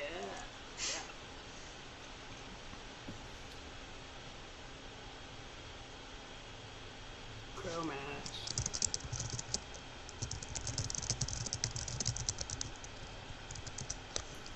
Alright, it is a dark dawn of shadowed Delgar. And you can kind of hear the city wake up amid the gloom and the fog of Delgar. And it was a good point to pause. Yeah, I agree. I think that's fine. I think we're good to go. Alright. No, Agatha wakes up in her cabin on the ship, entangled with a swarthy-looking dock worker. No, or something. That would be funny. And Bartok would be totally sad if that happened, if he caught them like that. He'd be like, no! Oh, man!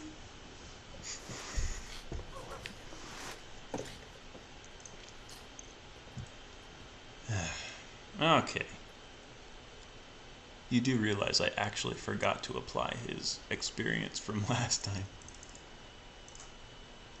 All that experience. I don't know how far I made it with the experience, but I know that I forgot to add it to his character sheet. So I probably should just go do that. Oh, okay. Yeah, I've got 3 unread messages. 2 for session 20, 1 for session 21.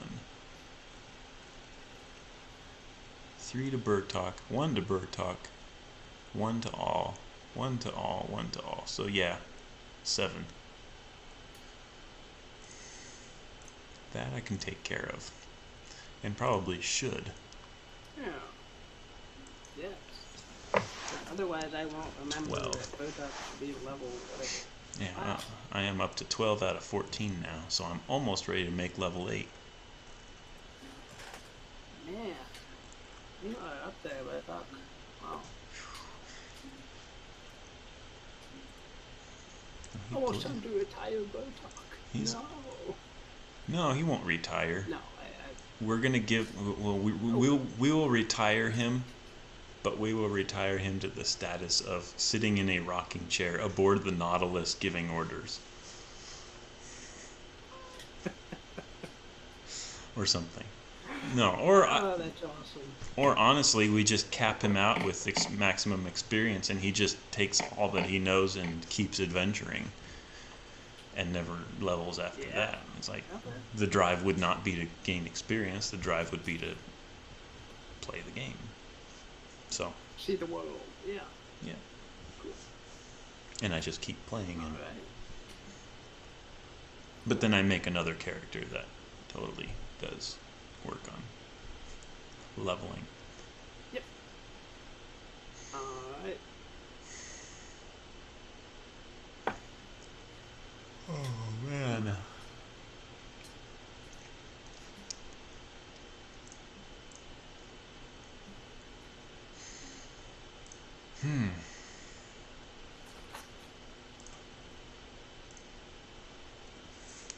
Oh yeah, I totally have a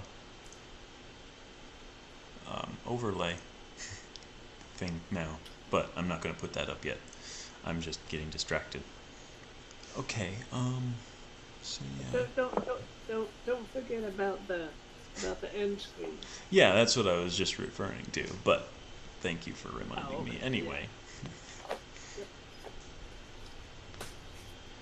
Yeah, I'm finally figuring out this program and realizing you can totally cut in more than just one element here or there, because right now I look at the browser and then I have another thing called the browser source, which pulls in the link to the Discord server, which is kind of lame, and I don't know if it'll ever get used. But then the idea is I just turn on the end screen and it works. But then over here on a scene side, I can totally click Minecraft and it will take the entire display, which would also capture the Java window for Minecraft, which is kind of cool. Oh. Yep. So anyway, but I am going to go ahead and stop the stream, which means I should cut this guy in, and then in, I don't know, 10 seconds we'll go ahead and turn off the stream, which would be maybe like right now. Yeah, right now.